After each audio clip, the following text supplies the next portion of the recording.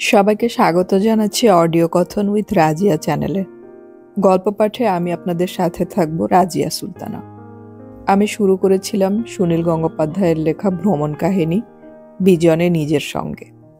লেখাটি আমি 3টি পর্বে ভাগ করে পড়ব। প্রথম পর্ব আমি আগেই আপলোড করেছি, ডেসক্রিপশন বক্সে সেটার লিংক দিয়ে দেব। আজকে আমি পড়ব ভ্রমণ কাহিনীটির 2য় পর্ব।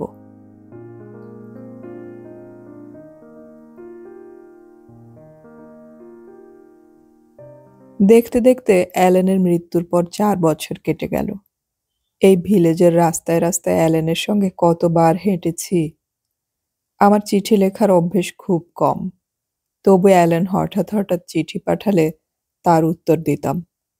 1997 সালে ওকে লিখেছিলাম, আমি শিগগিরই আবার আসছি, তুমি সেই সময় নিউ ইয়র্কে থাকবে তো? অ্যালেন অনেক সময় কলোরাডোর বোল্ডার শহরের কাছে নারোপা বৌদ্ধ মহাবিদ্যালয়ে অধ্যয়ন, অধ্যাপনা ও ধ্যান করতে যেত। আমার চিঠির উত্তরে সে লিখল, হ্যাঁ, আপাতত নিউ ইয়র্কে আছি, তুমি সরাসরি এসে আমার অ্যাপার্টমেন্টে উঠবে। আমার আসতে একটু দেরি হয়েছিল, তার আগেই শেষ নিঃশ্বাস ফেলে চলে গেল সে। মৃত্যুর 1 সপ্তাহ আগে অ্যালেন তার শেষতম কবিতাটি লেখে। তার নাম things I will not do. জীবনে আর কি কি করতে পারবে না সেই তালিকা দিতে দিতে অ্যালেন এক জায়গায় লিখেছে, a return to have chat with older Sunil and the young coffee shop poets. মনে পড়েছিল কলকাতা ও তার বন্ধুদের কথা। অ্যালেন, পিটার অর্লোভস্কি আর গ্রেগরি কর্সোর সঙ্গে যেবার প্রথম এসেছিলাম এই গ্রিনিচ ভিলেজে, তখন এই জায়গাটা ছিল কত ফাঁকা ফাঁকা, দোকানপাট অনেক কম। গরিব পাড়া বলে যত রাজ্যের বাউন্ডুলে কবি শিল্পীরা এখানে এসে আস্তানা গেড়েছিল। মাঝে মাঝে সারা রাত ধরেও চলতো শিল্পের পাগলামি। তারপর তাদের দেখার জন্য আস্তে আস্তে পর্যটকদের ভিড় জমতে থাকে। এখন শুধু পর্যটকদের গিজগিজে ভিড়, অজস্র রেস্তোরাঁ, কবি শিল্পীরা অদৃশ্য হয়ে গেছে। লস অ্যাঞ্জেলসে যাবার সময় আবার একটি কাণ্ড হলো। হুমায়ুন আহমেদ আর সমরেশ মজুমদারেরও যাবার কথা থাকলেও ওদের দেশে ফিরে যেতে হলো বিশেষ কারণে। তবে ইমদাদুল হক মিলন আর বিশ্বজিৎ এবং মাজহারুল ইসলাম সমেত প্রকাশকদের একটি দলের সঙ্গী হব আমি। মিলন খুব ভালো ভ্রমণ সঙ্গী, দুজনে আগেও গেছি নানান জায়গায়। এবারে দলবল মিলে এয়ারপোর্টে আসা হলো, মালপত্র চেক ইন আর বোর্ডিং কার্ডও প্রত্যেকের হাতে। বিমানের গেট পর্যন্ত পৌঁছাতে হলো অনেকটা রাস্তা পেরিয়ে, কারণ জেএফকে বিমানবন্দরটির অনেক অংশ ভেঙে চুরে আধুনিকীকরণের প্রক্রিয়া চলছে। একেবারে শেষ গেটের সামনে বিমানে ওঠার মুখে বিমান কর্মীরা আটকে দিল আমাদের। মিলন, বিশ্বজিৎদের টিকিটগুলির কনফার্মেশন নাকি ঠিক নেই, একমাত্র আমারটি ওকে। সুতরাং আমি ভেতরে যেতে পারি, ওদের অপেক্ষা করতে হবে। চেক ইনের সময় কিছু বলল না, মালপত্র, ওজন, এক্স-রে, বোর্ডিং পাস দেবার পরেও এরকম আপত্তি। সাহেবদের দেশে এমন অব্যবস্থা আগে দেখিনি। আমি ভেতরে গিয়ে নির্দিষ্ট আসনে বসলাম। মনে হলো ওদের নিশ্চিত একটু পরেই ছেড়ে দেবে, ওদের মালপত্রও তো তোলা হয়ে গেছে। ক্রমে বিমানটি অন্য যাত্রীতে ভরে গেল, ওরা কেউ আসতে পারল না। আবার আমি একা। বিমানটি আকাশে ওড়ার পর হঠাৎ খেয়াল হলো, আমি কোথায় যাচ্ছি? লস অ্যাঞ্জেলসের বইমেলার উদ্যোক্তাদের কারুকে আমি চিনি না, কারোর নামও জানি না। সব যোগাযোগ হয়েছে বিশ্বজিতের মারফত। কোথায় উঠব সে সম্পর্কেও কোনো ধারণা নেই, যদি আমাকে কেউ ওখানকার এয়ারপোর্টে নিতে না আসে। এবারে জানালার ধারে একটা আসন পেয়েছি বটে, কিন্তু রাত হয়ে গেছে, আকাশ দেখা যাবে না। বিমানের মধ্যে আলো জ্বলে বলে বাইরের অন্ধকারও দেখার উপায় নেই, ভেতরের প্রতিচ্ছায়াই থাকে বাইরে। তবু তো জানালা, বিমানটির অবতরণের সময় তো অন্তত দেখা যাবে আলোকোজ্জ্বল মহানগরী। বিন্দু বিন্দু জোনাকির মতন আলো ক্রমশ হয়ে ওঠে দীপাবলি। যতবার দেখি পুরনো হয় না। তাহলেও বারবার আমার ওই একই কথা মনে হতে লাগলো, যদি কেউ আমায় নিতে না আসে। লস অ্যাঞ্জেলস একটা বিতিকিচ্ছির রকমের লম্বা শহর, আগে কয়েকবার এলেও রাস্তাঘাট চিনি না। বিমানটি পৌঁছবে অনেক রাতে, তখন আমি কোথায় যাব? বিশ্বজিৎ অবশ্যই ওখানকার কারুকে টেলিফোনে জানাবে, যদি ভুলে যায়। টেলিফোনে যদি না পায়? লস অ্যাঞ্জেলস শহরে আমার নিজস্ব কোনো বন্ধুও নেই। বই পড়ায় মন বসছে না। অন্য কোনো কথাও ভাবছি না। শুধু এই এক দুশ্চিন্তা। একসময় নিজের উপর প্রচণ্ড রাগ হলো। কেউ বিমানবন্দরে আমাকে অভ্যর্থনা জানাতে না এলেও কি আসে যায়? আমি কি সাঁতার না জানা বাচ্চা ছেলে যে জলে পড়ব? একা একা অনেক অচেনা বিদেশি শহরে যাইনি এর আগে। যেমন ইস্তাম্বুলে, যেমন কায়রোতে, যেমন রোমে, যেমন ব্যাংককে। ওসব জায়গায় এয়ারপোর্টে কেউ নিতেও আসেনি, পরেও কারোর সঙ্গে পরিচয় হয়নি। এই লস অ্যাঞ্জেলসেই জীবনে প্রথমবার আসার সময় পরিচিত কেউ ছিল না। শুধু শহরটা দেখব বলেই চলে এসেছিলাম আইওয়া থেকে। তখন ট্যাক্সি নেবার মতন বিলাসিতা করারও সামর্থ্য ছিল না। এয়ারপোর্ট থেকে বাসে চেপে গিয়েছি সিটি সেন্টারে, তারপর একটা সস্তার হোটেল খুঁজে নিয়েছি। রোম হর্ষক সেই হোটেলের অভিজ্ঞতা। সস্তার হোটেল, তাতে আরও সস্তার ঘর পাবার প্রলোভন দেখিয়ে কাউন্টারের লোকটি বলেছিল, যে দুটি মাত্র ঘর খালি আছে সে দুটি সুইট, সেজন্য ভাড়া দ্বিগুণ। তোমাকে একটা ঘর দিতে পারি, তার ভাড়া অর্ধেকেরও কম। কেন আমার প্রতি এই বিশেষ উদারতা? একটা ঘর কোনো এক ব্যক্তি 3 মাসের জন্য টাকা দিয়ে ভাড়া নিয়ে রেখেছে। মাঝে মাঝেই সে থাকে না, কিন্তু ঘরটাও ছাড়ে না। তবে সেই কটা দিনের জন্য হোটেলের মালিক যদি ঘরখানা অন্য কাউকে ভাড়া দেয়, তাতে তার আপত্তি নেই। আমার ভাড়া অনেক কম লাগবে বলে আমি তাতেই রাজি হয়ে গিয়েছিলাম। ঘরে ঢুকেই চক্ষু স্থির। মূল ভাড়াটের বহু জিনিসপত্র সারা ঘরে ছড়ানো, তার আন্ডার প্যান্ট থেকে আধা ভর্তি মদের বোতল পর্যন্ত। মদের বোতল কখনো অর্ধেকটা খালি বলতে নেই।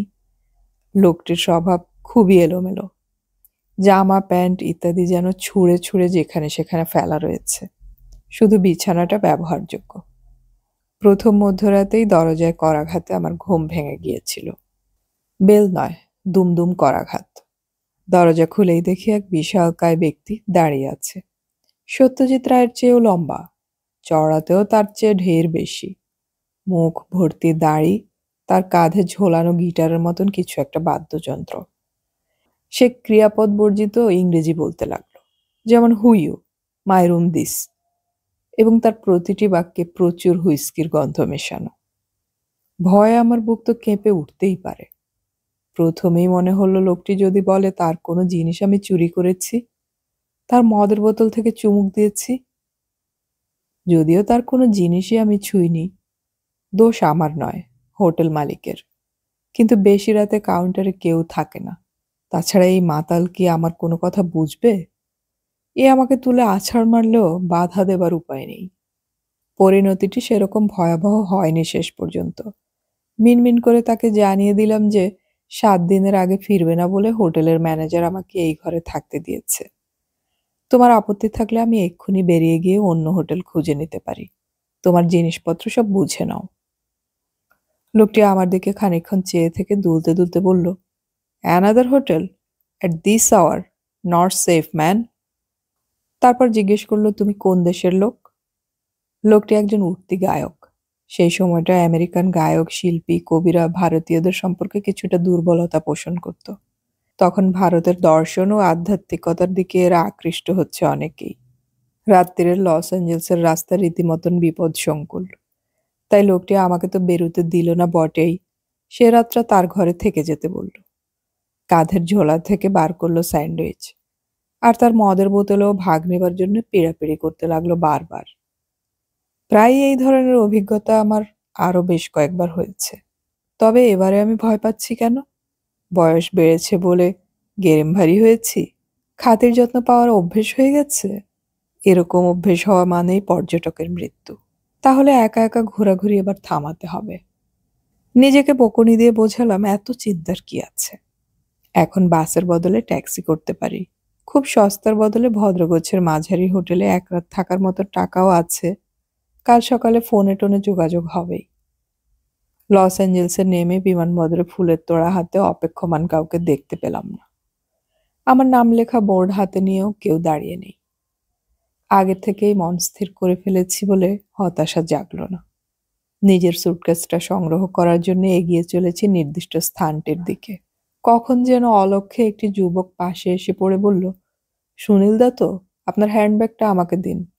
সে আমাকে চিনল কি করে? সে প্রশ্ন অবান্তর। এই ফ্লাইটে আমিই ছিলাম একমাত্র অশ্বেতাঙ্গ যাত্রী। যুবকটির নাম শাহিন। তার বাড়িতেই আমার থাকার ব্যবস্থা। গাড়িতে উঠে শাহিন বলল, আপনাকে একটা সারপ্রাইজ দেব, এটা শুনুন।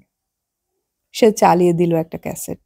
তাতে স্পষ্ট শোনা গেল সুমিষ্ট গলায় একটা কবিতার আবৃত্তি। কেউ কথা রাখেনি। লস অ্যাঞ্জেলসে বাংলাদেশিদের বইমেলা ও বড় আকারের সাংস্কৃতিক উৎসব এই প্রথম। তাই অভিজ্ঞতার অভাবে সময় রক্ষা ও অনুষ্ঠান সূচিতে এলোমেলো ভাব রয়ে গেছে কিছুটা। অবশ্য উদ্যোক্তাদের আন্তরিকতা ও নিষ্ঠার অভাব নেই। এখানে পেশা বা ব্যবসা যাই হোক, সব সময় ব্যস্ত থাকতে হয়। তবু এইসব অনুষ্ঠানের জন্য যারা স্বেচ্ছায় সময় দান ও খাটাখাটনি করতে আসেন, তারা আসলে জন্মভূমির টান ভুলতে পারেননি। পশ্চিমবঙ্গীয়দের তুলনায় বাংলাদেশিরা অনেক ঘন ঘন স্বদেশে যায়।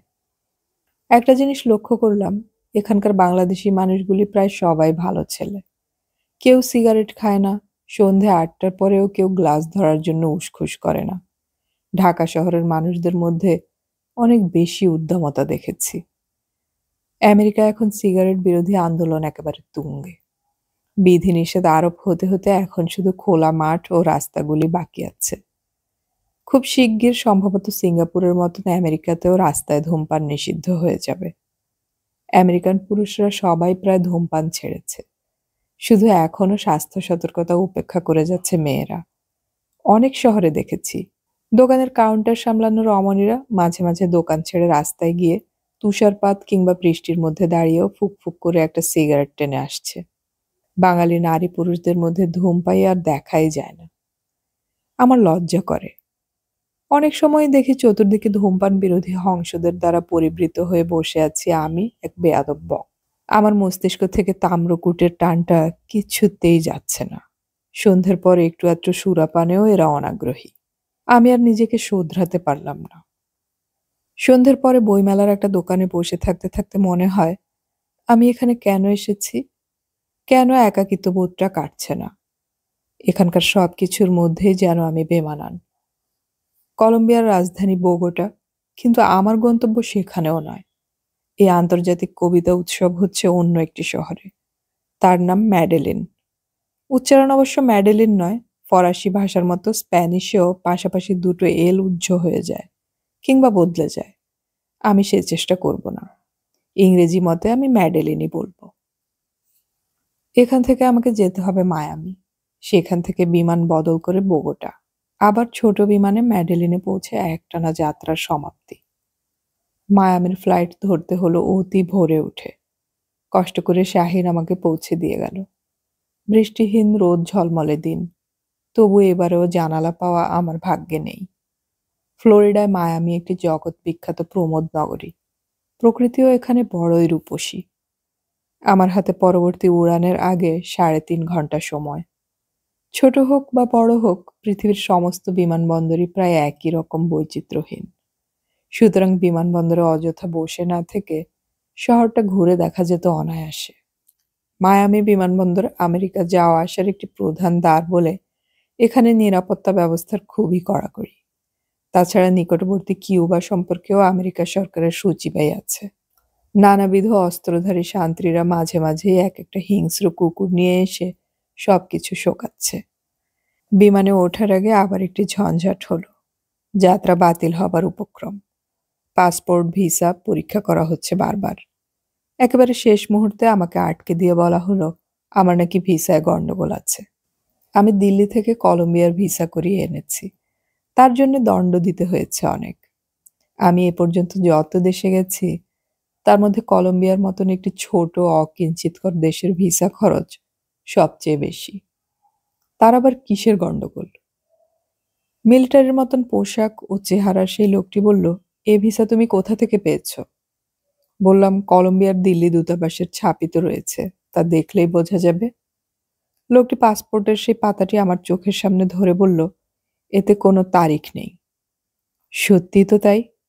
অবিশ্বাস্য ব্যাপার। আমাকে ১ মাসের জন্য ভিসা দেওয়া হয়েছে, কিন্তু কোন তারিখ থেকে কোন তারিখ তার উল্লেখ নেই। সইয়ের তলাতেও কোনো তারিখ নেই। এরকম ভুল কোনো দূতাবাস করতে পারে? তারিখবিহীন যে কোনো দলিলই তো মূল্যহীন। লোকটি আমাকে একপাশে সরে আসতে বলে কম্পিউটার নিয়ে বসলো। কম্পিউটার যে কত অসাধ্য সাধন করতে পারে সে বিষয়ে আমার সম্যক জ্ঞান নেই। মায়ামি বসে কম্পিউটার মারফত দিল্লির দূতাবাস থেকে দেয়া ভিসার তারিখ কি করে বার করা হবে তা আমার বুদ্ধির অগম্য। ভিসা শব্দটি লিখছি বটে, কিন্তু এর উচ্চারণ ভিসা ও ভিসার মাঝামাঝি। সে উচ্চারণ বাংলায় বানান করা যায় না। অন্য সব যাত্রীরা চলে যাচ্ছে ভেতরে, আমি দাঁড়িয়ে আছি একপাশে।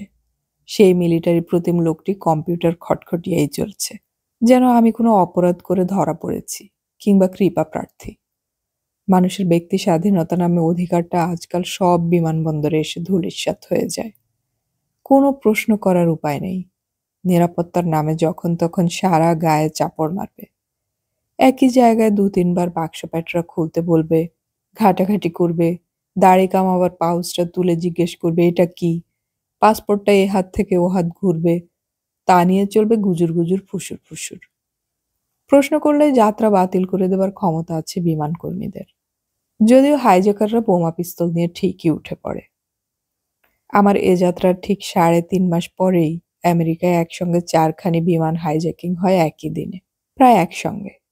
দুটি বিমানের ধাক্কায় ধ্বংস হয়ে যায় জগৎ বিখ্যাত দুটি বিশালাকায় ওয়ার্ল্ড ট্রেড সেন্টার, একটি আঘাত হানে পেন্টাগনে। প্রায় মিনিট ১৫ দাঁড়িয়ে থাকার পর আর ধৈর্য রাখা গেল না। জিজ্ঞেস করলাম, কত দেরি হবে? লোকটি কঠোর কণ্ঠস্বরে বললেন, দেরি হবে? হ্যাঁ, কত দেরি হবে তা কি করে বলবো? মনে মনে বললাম, ধুত্তরি ছাই, কলম্বিয়ায় যেতেই হবে এমন মাথার দিব্যি কে দিয়েছে? এত বিঘ্নের মধ্য দিয়ে গিয়ে কবিতা পড়ার শখ আমার নেই। নিউ ইয়র্ক, লস অ্যাঞ্জেলসে পরিচিতরা সবাই উদ্বিগ্ন হয়ে প্রশ্ন করেছে, কেন আমি যাচ্ছি ও দেশে, বিশেষত এই সময়ে। সেখানে সন্ত্রাস ও খুনোখুনি লেগেই আছে। একটা প্যারামিলিটারি বাহিনী, একটা চূড়ান্ত দক্ষিণপন্থী দল ও একটি মার্ক্সবাদী বিপ্লবী সংগঠন, এই ৩ রকম দল অরাজকতা চালিয়ে যাচ্ছে সে দেশে। অতি শক্তিশালী মাদক চোরাচালান চক্র তো আছেই। এখানে থাকতে থাকতেই কাগজে পড়লাম বোগোটা শহরে দিন দুপুরে বোমা বিস্ফোরণে অনেক লোক হতাহত হলো একদিন। প্রথমে একটি গাড়ি বোমা বিস্ফোরণে কয়েকজন মরল, তারপর পুলিশ ও উদ্ধারকারীরা যখন সেখানে পৌঁছেছে তখন ফাটলো কাছাকাছি আরও একটি গাড়ি বোমা। তাতে কয়েকজন পুলিশ সমেত ঘায়েল হলো কিছু সাংবাদিক ও টিভির লোকজন। এখানকার উগ্রপন্থীদের বিশেষ শখ পুলিশ খুন করা। ৩০০-র বেশি পুলিশ ওদের হাতে বন্দী আছে। চোরাচালানকারীদের অস্ত্রে পরপর কয়েকজন বিচারক হত্যার কাহিনীও সবাই জানে। নিজের দেশের একজন ফুটবল খেলোয়াড় হঠাৎ একটা সেম সাইড গোল করে ফেলেছিল, সেই ভুলের জন্যও বেচারিকে গুলি খেয়ে মরতে হয়েছে। ম্যাডেলিনও খুব সশস্ত্র হিংসার শহর। ১ সপ্তাহ আগেই সেখানে চলন্ত বাসে গুলি চালিয়ে খতম করে দেয়া হয়েছে ১২ জন নিরীহ সাধারণ যাত্রীকে। সেখানে অপহরণও নিত্য নৈমিত্তিক ঘটনা। এরকম জায়গায় কেউ সাধ করে যায়? শুধু ২ জন, ফ্রান্সের প্রীতি সান্যাল ও কানাডার কান্তি হোর আমাকে বিশেষ উৎসাহ দিয়ে বলেছিলেন, কলম্বিয়া অবশ্যই দেখার মতন জায়গা। মানুষজন যেমন সুন্দর, তেমনি সুদৃশ্য প্রকৃতি। প্রীতি সান্যাল নিজে গিয়েছিলেন কলম্বিয়ায়, তার স্বামী বিকাশ সান্যালের ইউনেস্কোর কাজের সূত্রে। এদেরও বিপদের ভয় সম্পর্কে সাবধান করে দেয়া হয়েছিল বটে, কিন্তু ওখানকার মানুষদের কাব্য ও গান বাজনার প্রতি ভালোবাসা দেখে মুগ্ধ হয়েছেন। আর কান্তি হোরকে কাজের সূত্রে কলম্বিয়া তথা দক্ষিণ আমেরিকার অনেক দেশেই প্রায়ই যেতে হয়। তার একটা বিশেষ সুবিধে, তিনি স্প্যানিশ ভাষা মাতৃভাষার মতন ভালো জানেন। না, একটু ভুল হলো, অনেকেই নিজের মাতৃভাষাটা ভালো জানে না। কান্তি হোর এক আশ্চর্য, বিরল ব্যতিক্রম। ৪০ বছরেরও বেশি সময় ধরে দেশ ছাড়া, কিন্তু বাংলা ভাষা ও সাহিত্যের প্রতি রয়ে গেছে প্রগাঢ় ভালোবাসা। তিনি যখন মুক্তোর মতন অক্ষরে বাংলায় চিঠি লেখেন নিজের হাতে, তাতে একটাও ইংরেজি শব্দ থাকে না, থাকে না কোনো বানান ভুল। কান্তিবাবু কলম্বিয়ার ভায়োলেন্সের ব্যাপারটা পাত্তাই দিতে চান না। তার মতে সেখানকার মানুষদের আন্তরিক ও শিষ্ট ব্যবহার অতুলনীয়। আমি যতদিন থাকবো তার মধ্যে তিনিও একটা কাজের ছুতো দিয়ে চলে আসবেন, খুব আড্ডা হবে। হিংস্রতা ও খুনোখুনি কোন দেশে নেই? বোমা, বাস যাত্রীদের গুলি করে মারা, অপহরণ কি আমাদের দেশে নেই? নকশাল আমলের কলকাতা, এখনকার ত্রিপুরা, আসাম, মেঘালয়, মনিরামপুরে এসব অহরহ ঘটছে। তবু কি সাধারণ জীবনযাত্রার স্রোত থেমে থাকে? কাশ্মীরের কথা বাদই দিলাম, শুধু কবিতা পাঠের বাড়াবাড়ি রকমের আগ্রহে আমি অত দূরের দেশে যাচ্ছি না। অত কবিতা পড়ার নেশা আমার নেই। প্রকাশ্য জনসভায় কবিতা পাঠের চেয়ে ঘরোয়া অন্তরঙ্গ পরিবেশে কবিতা পড়া ও শোনাই আমার কাছে বেশি উপভোগ্য। তবু অনেক জায়গায় যেতে হয়। ওখানে যাচ্ছি দেশ ভ্রমণের নেশায়। আর ওই যে আগে থেকেই বলেছি, আরেকটা মহাদেশ ছুঁয়ে আসার ছেলেমানুষি। কিন্তু এ যাত্রায় গোড়া থেকে এমন বিড়ম্বনা শুরু হয়েছে বলে সব উৎসাহে ছাইচাপা পড়ে যাচ্ছে। এবারে আমিও খানিকটা কড়া গলায় বললাম, আমার আমেরিকান ভিসা তো ঠিক আছে, পাসপোর্টটা ফেরত দিন, আমি আর যাব না, এখান থেকেই ফিরব। এতে ম্যাজিকের মতন কাজ হলো। লোকটি সঙ্গে সঙ্গে কম্পিউটার থেকে হাত তুলে আমার পাসপোর্টটা বন্ধ করে এগিয়ে দিয়ে বলল, ঠিক আছে, আপনি প্লেনে উঠে পড়ুন। তারিখবিহীন ভিসাতেই যদি কাজ চলে, তাহলে লোকটি এতক্ষণ দেরি করলো কেন? অদ্ভুত সব ব্যাপার। ওকে আশা করেছিল আমি ওর কাছে কাকুতি মিনতি করব? অন্যের আত্মসম্মান নষ্ট করে অনেকে আনন্দও পায়।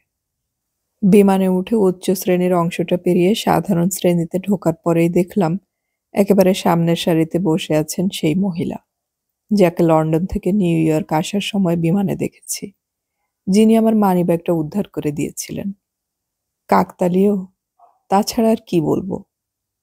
আমার সিটটা বেশ খানিকটা দূরে। যেতে যেতে মনে হলো মানিব্যাগটার জন্য ভদ্রমহিলাকে ধন্যবাদ জানানো উচিত ছিল। এই তো সুযোগ। কিন্তু মহিলার সঙ্গে এবারে একটি বেশ বড় দল আছে। তিনি তাদের সঙ্গে কথাবার্তায় মগ্ন। থাক, পরে দেখা যাবে। বিমানটি কিন্তু ঠিক সময়ে ছাড়ল না। প্রথমে ক্যাপ্টেন ঘোষণা করলেন যে সামান্য কোনো কারণে মিনিট 15 দেরি হবে। সেজন্য তিনি ক্ষমা প্রার্থী। পরবর্তী ঘোষণায় সেই সময়সীমা বেড়ে গেল। তৃতীয়বার জানা গেল রানওয়ে খালি নেই বলে বিমানটি উঠতে পারছে না। এই কালহরণ অত্যন্ত বিরক্তিকর। উড়ন্ত বিমানে সময় যেন কাটতে চায় না। মাটিতে থেমে থাকা বিমান একেবারেই চরিত্রহীন। টিভির নিরেশ ছবি দেখার চেয়ে বইয়ের পাতায় চোখ ডুবিয়ে অন্যমনস্ক হওয়া বরং ভালো। নোবেল পুরস্কারপ্রাপ্ত সোল মাউন্টেন নামে যে উপন্যাসটি আমি পড়ছি, সেটাও অনেকটা ভ্রমণ কাহিনীর মতন। একটি উপকথার পাহাড় খুঁজতে খুঁজতে চীনের দুর্গম অঞ্চলে ঘুরছেন লেখক। তার আঙ্গিকটি অনেকটা সতীনাথ ভাদুড়ির সত্যি ভ্রমণ কাহিনীর মতন। এক পরিচ্ছেদের বর্ণনা প্রত্যক্ষভাবে লেখকের উত্তম পুরুষে, পরবর্তী পরিচ্ছেদ তৃতীয় পুরুষে। এই ভ্রমণ কাহিনী যাতে একঘেয়ে না লাগে, তাই মাঝে মাঝে লেখক মশাই বেশ রসালো মাল মশলা মিশিয়ে দিয়েছেন। এর সময়কাল লেখকের তরুণ বয়সের। ঘুরতে ঘুরতে লেখকের সঙ্গে প্রায়ই একটি সুন্দরী যুবতীর সঙ্গে দেখা ও আলাপ হয়ে যাচ্ছে। তারপর দুজনেই কিছুক্ষণ পর এক শয্যায়। একই নায়িকা নয়, বিভিন্ন পরিচ্ছদে অন্য কোনো যুবতী। কোথাও কোথাও আদিবাসীদেরও অভাব নেই। সাম্যবাদী চীনের প্রত্যন্ত মফস্বলে যে এরকম বিছানা উদার স্বাধীন রমণীদের দেখা পাওয়া যায়, তা আমার জানা ছিল না। অবশ্য এই লেখক সাম্যবাদ বিরোধী। হয়তো তার নোবেল পুরস্কার প্রাপ্তির সেটাই প্রধান কারণ। সে যাই হোক, আমার এই রচনাটির সঙ্গে ওই উপন্যাসটির প্রধান অমিল এই যে আমারটির মধ্যে কোনো প্রেম কাহিনী নেই। কাহিনী প্রায় নেই বলতে গেলে, প্রেম থাকবে কি করে?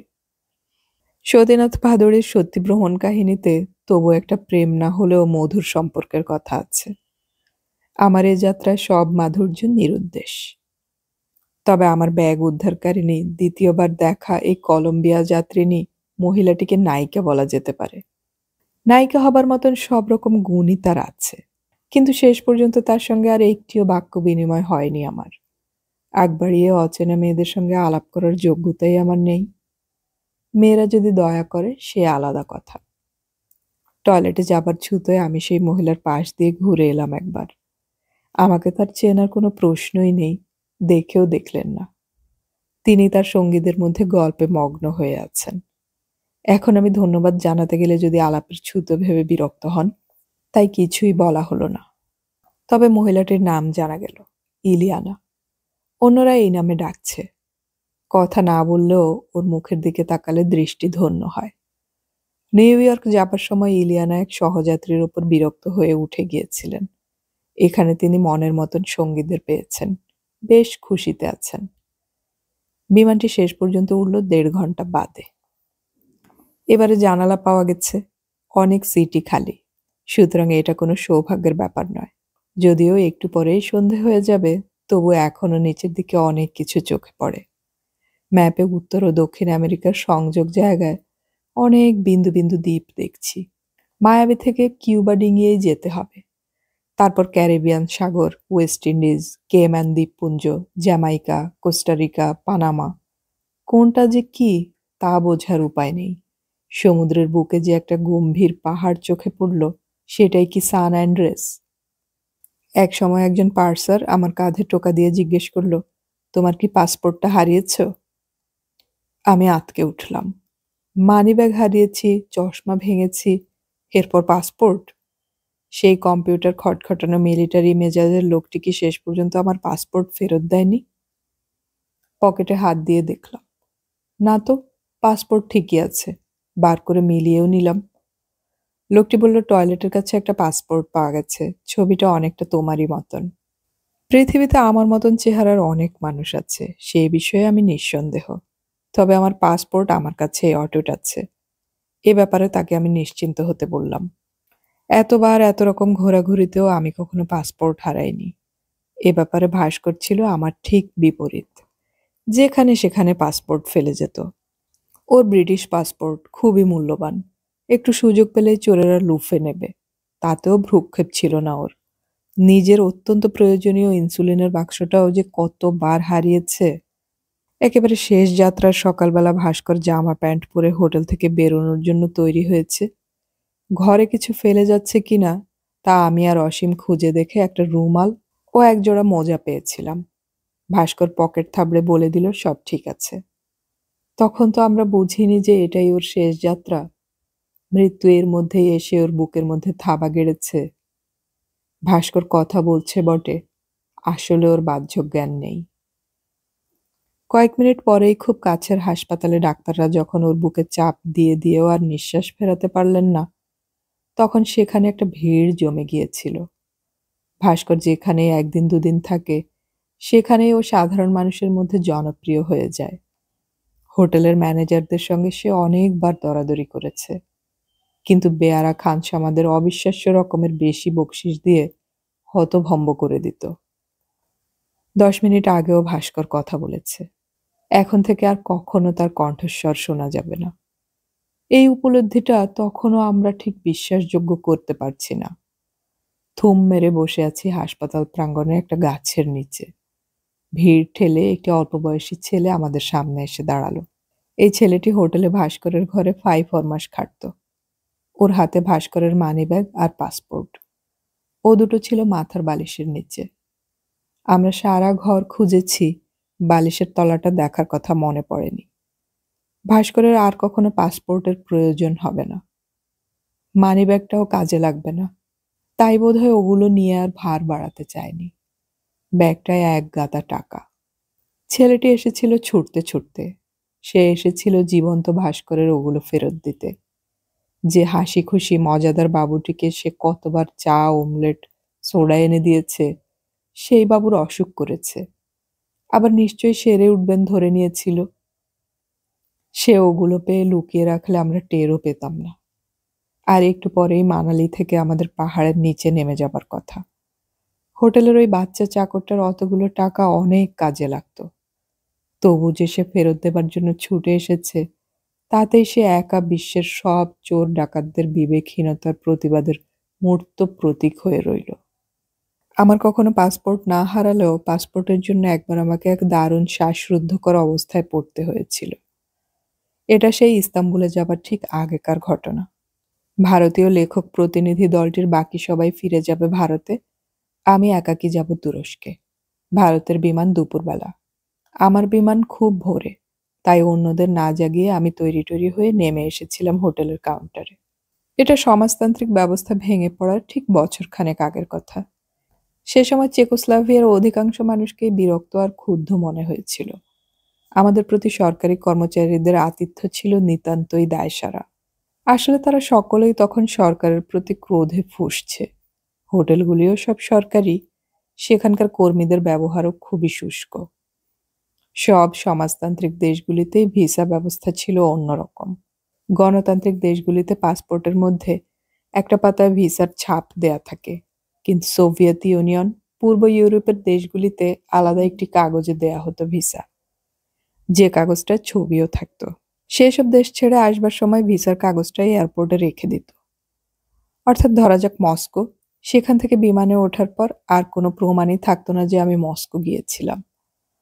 তাছাড়া ইংল্যান্ড, ফ্রান্স, জার্মানিতে যেমন একবার বিমানবন্দর থেকে দেশটার মধ্যে ঢুকে পড়লে তারপর আমি কোথায় যাব কিংবা কোথায় থাকবো তা নিয়ে কেউ মাথা ঘামায় না। কিন্তু রাশিয়া, পোল্যান্ড, হাঙ্গেরি, রোমানিয়া, চেকোস্লোভাকিয়ায় কয়েকটি মাত্র শহরের নাম নির্দিষ্ট থাকতো। তার বাইরে কোথাও যাবার উপায় ছিল না। শুধু তাই নয়, যে কোনো শহরের হোটেলে পৌঁছালেই পাসপোর্টটি জমা নিয়ে নিত, সেটি সঙ্গে রাখতে দিত না। আমার পাসপোর্টও এখানে জমা করা আছে। সেটা ফেরত চাইতেই ঘুম ঘুম চোখে হোটেল কর্মীটি এক গাদা পাসপোর্টের ভেতর থেকে আমারটা বার করে দিল। সে পাসপোর্টের ভেতর থেকে আমার ছবি সাঁটা ভিসার কাগজটা বেরিয়ে আছে। একটা ট্যাক্সি নিয়ে একা চলে গেলাম এয়ারপোর্ট। সফরের 14 দিন সব সময় একজন না একজন ইন্টারপ্রেটার সঙ্গে থাকতো। প্রাহা শহরের এয়ারপোর্টটি তখন বেশ ছোটই ছিল। কর্মীদেরও ঢিলেঢালা ভাব, সুটকেস বইবার ট্রলি পাওয়া যায় না। নির্দিষ্ট কাউন্টারে গিয়ে মালপত্র জমা দিয়ে বোর্ডিং কার্ড নিয়ে নিলাম। সুভেনির হিসেবে একজোড়া কাচের পুতুলও কিনে ফেললাম দোকান থেকে। তারপর ইমিগ্রেশনে এসে এক মহিলা অফিসারকে পাসপোর্ট দিতেই শুরু হলো নাটক। তিনি পাসপোর্টটা দেখছেন আর আমার মুখটা দেখছেন পর্যায়ক্রমে বারবার। তারপর ছবির পাতাটা আমার চোখের সামনে এনে জিজ্ঞেস করলেন, ইজ দিস ইয়োর পাসপোর্ট? জীবনে এত অবাক কখনো হইনি। বিস্ময়ের সঙ্গে ভয়, কেউ যদি পাহাড়ের একটা খাদে ঠেলে ফেলে দেবার মতো পিঠে হাত রাখে, সেই রকম অবস্থার মতন। বোমা ফাটানোর মতো চিৎকার করে বললাম, নো! পাসপোর্টের ছবিটা আমার নয়, ভিসার কাগজটা আমার। অর্থাৎ অলস ফাঁকিবাজ হোটেল কর্মী অন্য একজনের পাসপোর্টের মধ্যে আমার ছবিটা ঢুকিয়ে রেখেছে। মহিলাটি চেয়ারে হেলান দিয়ে মিষ্টি হেসে বললেন, অন্যের পাসপোর্ট নিয়ে ঘোরা কতখানি বেআইনি তুমি নিশ্চয়ই জানো। সিকিউরিটির লোককে ডেকে এক্ষুনি তোমাকে জেলে দেওয়া উচিত। আর আমি যদি নিয়ম ভেঙে তোমাকে ছেড়েও দেই, তাতেও তোমার কোনো লাভ হবে না। নকল পাসপোর্ট নিয়ে তুমি অন্য যে দেশে যাবে, সেখানেই বাধা পাবে, এমনকি নিজের দেশেও ঢুকতে পারবে না। ভদ্রমহিলা যা বললেন তার প্রতিটি বর্ণ মর্মে মর্মে সত্যি। আমি দ্রুততম চলচ্চিত্রের বেগে ভেবে যেতে লাগলাম ঘটনা পরম্পরা। ইস্তাম্বুলের এই ফ্লাইট না ধরতে পারলে আবার কবে রিজার্ভেশন পাবো তার ঠিক নেই। এখান থেকে ভারতের রিজার্ভেশন পাওয়া খুবই দুষ্কর, আগেই শুনেছি। মাসের পর মাস অপেক্ষা করতে হয়। এখানেই বা থাকবো কি করে? আমার কাছে খুব বেশি টাকাও নেই। পূর্ব অভিজ্ঞতা থেকে জানি এইসব দেশে সরকারি আতিথ্যের নির্দিষ্ট সময়সীমা পেরিয়ে গেলে তারপর আর কেউ ফিরেও তাকায় না। আমার ভিসাও আর একদিন আছে মাত্র। তবে কি বিদেশ বিভুঁইয়ে জেল খাটাই আমার নিয়তি? মরিয়া হয়ে বললাম, মালপত্র চেক ইন করার সময় আমাকে কেন কিছু বলা হয়নি? কাউন্টারে পাসপোর্টটা রেখেছিলাম, ভারপ্রাপ্ত ব্যক্তিটি সেটা উল্টেও দেখেনি। তখন জানালে তবু একটা ব্যবস্থা করা যেত। মহিলাটি বললেন, হ্যাঁ, উচিত ছিল। ওটা ওই ব্যক্তিটির গাফিলতি। কিন্তু তাতেও তোমার কাছে অন্যের পাসপোর্ট রাখার অপরাধ খণ্ডন হয় না। তোমার ভিসার কাগজ দেখে বুঝতে পারছি তুমি ইচ্ছে করে এটা করনি। তোমাকে আমি এইটুকু মাত্র সুযোগ দিতে পারি, তোমার বিমান ছাড়ার 50 মিনিট দেরি আছে। তোমাকে 40 মিনিট সময় দিচ্ছি, এর মধ্যে যদি এটা বদল করে নিজের পাসপোর্ট নিয়ে আসতে পারো, তাহলে তোমার কোনো শাস্তি হবে না। তাতে কোনো সুরাহা হলো না। ভোরবেলা হোটেল থেকে ট্যাক্সিতে এয়ারপোর্টে আসতে পাক্কা 25 মিনিট সময় লেগেছিল। এখন যানবাহন বেড়েছে, আরও একটু বেশি সময় লাগতে পারে। সুতরাং হোটেলে যাওয়া আসার সময় হবে না। আমাদের দলের অন্য কোনো লেখককে যে অনুরোধ জানাবো তাতেও বিশেষ সুবিধা হবে না। তারা সবাই ঘুমোচ্ছে দেখে এসেছি। ডেকে তুলতে হবে। তৈরি হতে কিছুটা অন্তত সময় তো লাগবেই। তাছাড়া অন্যের হাতে আমার পাসপোর্ট কি দেবে হোটেল কর্তৃপক্ষ? তবু হোটেলে একটা ফোন করলাম। এর মধ্যে হোটেল কাউন্টারে আগের কর্মীটি বদল হয়ে গেছে। অন্য যে এসেছে সে এতই কম ইংরেজি জানে যে ব্যাপারটা কিছুতেই বুঝতে পারে না। ভিসার কাগজ আমার, পাসপোর্টটা অন্যের। এটা শুনে সে বারবার বলতে লাগলো, হোয়াট? That can't be. তারপর লাইন কেটে দিল। বুকের মধ্যে দুম দুম শব্দ হচ্ছে। ডুবন্ত মানুষের মতন আকুপাকু করতে করতে হঠাৎ দেখতে পেলাম এক মহিলাকে। ইনি প্রথম কয়েকটি দিন আমাদের দলটির ইন্টারপ্রেটার ছিলেন। ভদ্রমহিলার চেহারাটা এতই রোগা, এতই শুকনো, যেন শরীরের সব রসকস শুষে নেওয়া হয়েছে।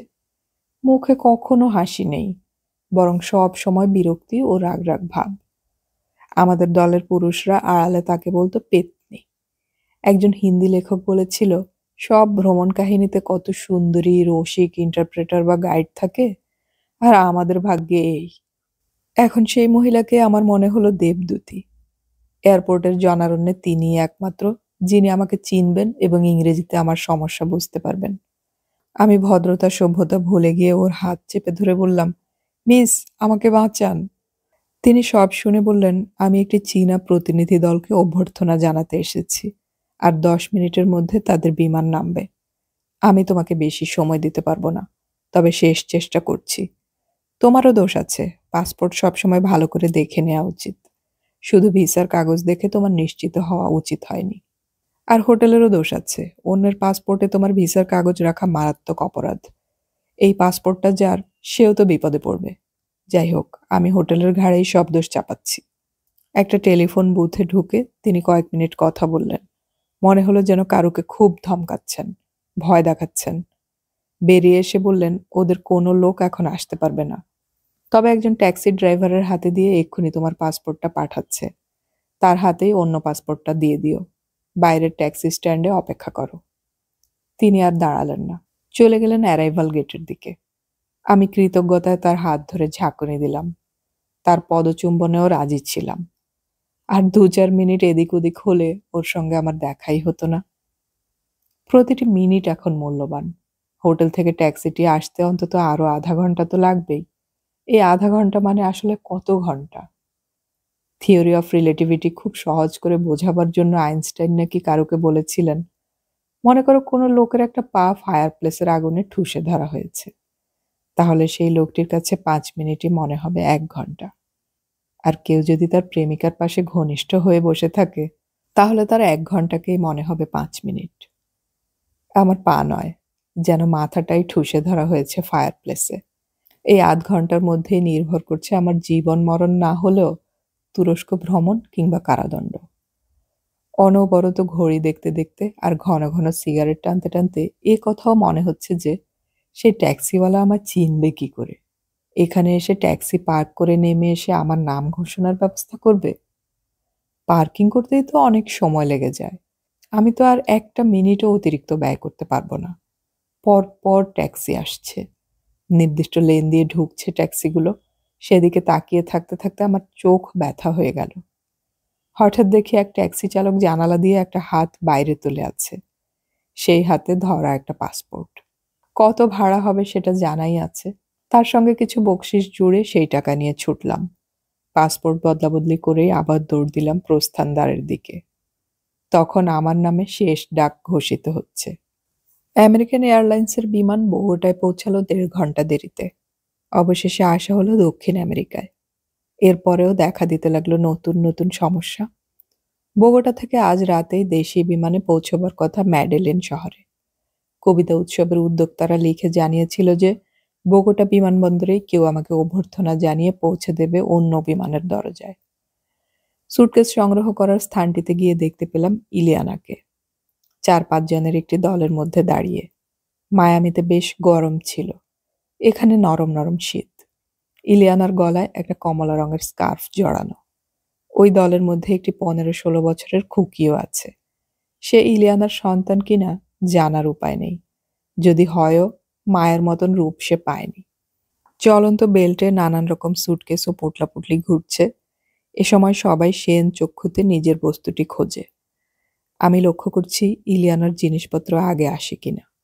আমার আগে পেলে সে আগেই বেরিয়ে যাবে, তাকে আর বেশিক্ষণ দেখা যাবে না। আমি চলে যাব অন্য শহরে। ইলিয়ানা খুবই রূপবতী হলেও তার সেই রূপের মধ্যে উগ্রতা বা প্রগল্ভতা নেই একটুও। পোশাকেও নেই রুচিহীনতা কিংবা দেখানেপনা। শুধু একটা মেরুন রঙের স্কার্ট পরা, গলায় স্কার্ফটি তাকে আরো গরিমা দিয়েছে।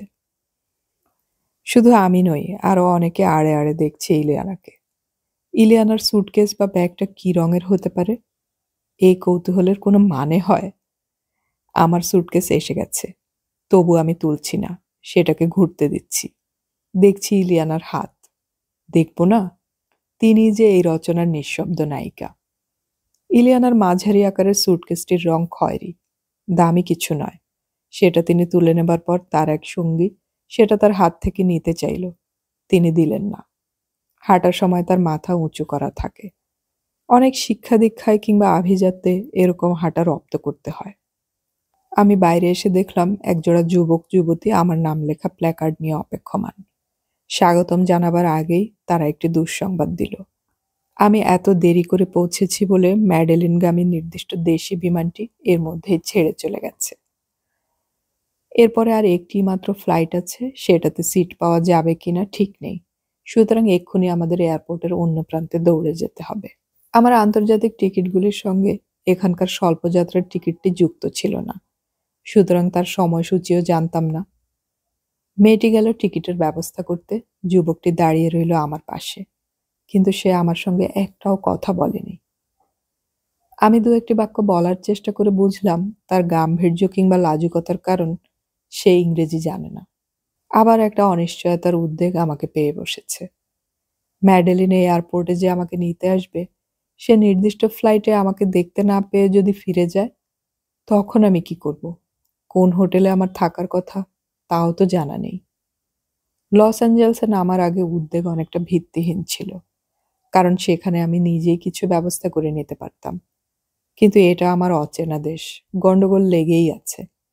এখানে বিপদের আশঙ্কা তুচ্ছ করার মতন নয়। সেখানে পৌঁছাবো রাত 11:30টায়। যুবতীটি ফিরে এসে জানালো একটাও সিট ছিল না। অনেক ধরাধরির পর 1 নম্বর ওয়েটিং লিস্টের প্যাসেঞ্জারকে বঞ্চিত করে আমার জায়গা হয়েছে। আমি আমার উদ্বেগের কথা জানাতে সে মেয়েটিও চিন্তিত মুখে বলল, হ্যাঁ, তারা চলে যেতেই পারে। পরের ফ্লাইটে যে তুমি যাচ্ছ তাও তো তারা জানবে না। আমি তাদের ফোনে ধরবার চেষ্টা করছি ফিরে গিয়ে। যদি ফোনে ধরতে না পারো? মেয়েটি বলল, ফেস্টিভ্যাল অফিসে এখন কেউ থাকবে না, অন্য একজনের বাড়িতে। যাই হোক, তোমাকে হোটেলের নাম আর টেলিফোন নাম্বার দিয়ে দিচ্ছি। যদি এয়ারপোর্টে কেউ না থাকে, একটা ট্যাক্সি নিয়ে চলে যেতে হবে। এয়ারপোর্ট থেকে শহর কত দূরে? অন্তত 1 ঘন্টা তো লাগবেই। রাত 11:30টায় এক অচেনা বিপদ সংকুল শহরে একা একা ট্যাক্সিতে যাওয়ার প্রস্তাবটা মোটেই সুখকর বলা যায় না। এইসব সময়ে মনে হয় কেন এলাম। বোগোটা থেকে ম্যাডেলিনের উড়ান সময় মাত্র 50 মিনিট। ছোট বিমান। তাতে উঠেই আমি যাত্রীদের প্রত্যেককে একবার করে দেখে নিলাম। কাকে খুঁজছি? অবশ্যই ইলিয়ানাকে। সে তো এই বিমানে থাকতেও পারে। ততটা কাকতালীয় আর হলো না। ইলিয়ানা নেই। সুটকেস নেবার সময় ইলিয়ানাকে দেখে তো অনায়াসেই দুটো একটা কথা বলা যেত। তাকে মনে করিয়ে দিতে পারতাম আমার মানিব্যাগ খুঁজে দেবার কথা। কারুকে ধন্যবাদ জানানোটা কোনো ক্রমে অভদ্রতা বলে গণ্য হতে পারে না। তবুও কথা বলিনি। অনেক সময় এরকম হয় মানুষের। যে কাজটা করা উচিত কিংবা যেটা করলে ভালো লাগবে সেটাও করি না। মনে মনেই ভেবে যাই। এই 50 মিনিট আমি অনবরত নিজের সঙ্গে একটা বাজি ধরার খেলা খেলতে লাগলাম। এয়ারপোর্টে কেউ থাকবে কি থাকবে না? বোগোটার মেয়েটি ওদের কারুকে টেলিফোনে পাবে কি পাবে না? শেষ পর্যন্ত এই বাজিতে আমি জিতলাম না হারলাম। নিজের সঙ্গে বাজি ধরার মুশকিল এটাই, ফলাফলটা ঠিক বোঝা যায় না। দুটি লোক পোয়েট্রি ফেস্টিভ্যালের বোর্ড নিয়ে দাঁড়িয়ে আছে। কাছে গিয়ে আমার নাম বলতেই তারা মাথা নাড়ল। এখানে আমার সুটকেসটা এলো সবার শেষে। ততক্ষণে এয়ারপোর্ট ফাঁকা হয়ে গেছে। বাইরে এসে ওদের গাড়িতে ওঠার আগে দেখে নিলাম একটাও ট্যাক্সি নেই। অর্থাৎ এরা অপেক্ষা না করলে আমার দুর্ভোগের অন্ত থাকতো না।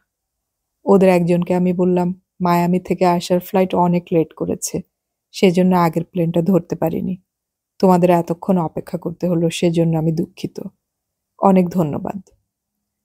সে লোকটি তার পাশের লোকটিকে খোঁচা মারল। অর্থাৎ সে ইংরেজি বোঝে না। অন্য লোকটিরও ইংরেজি ভাঙা ভাঙা। সে বলল যে বোগোটা থেকে একটি মেয়ে মোবাইল ফোনে তাদের জানিয়ে দিয়েছে।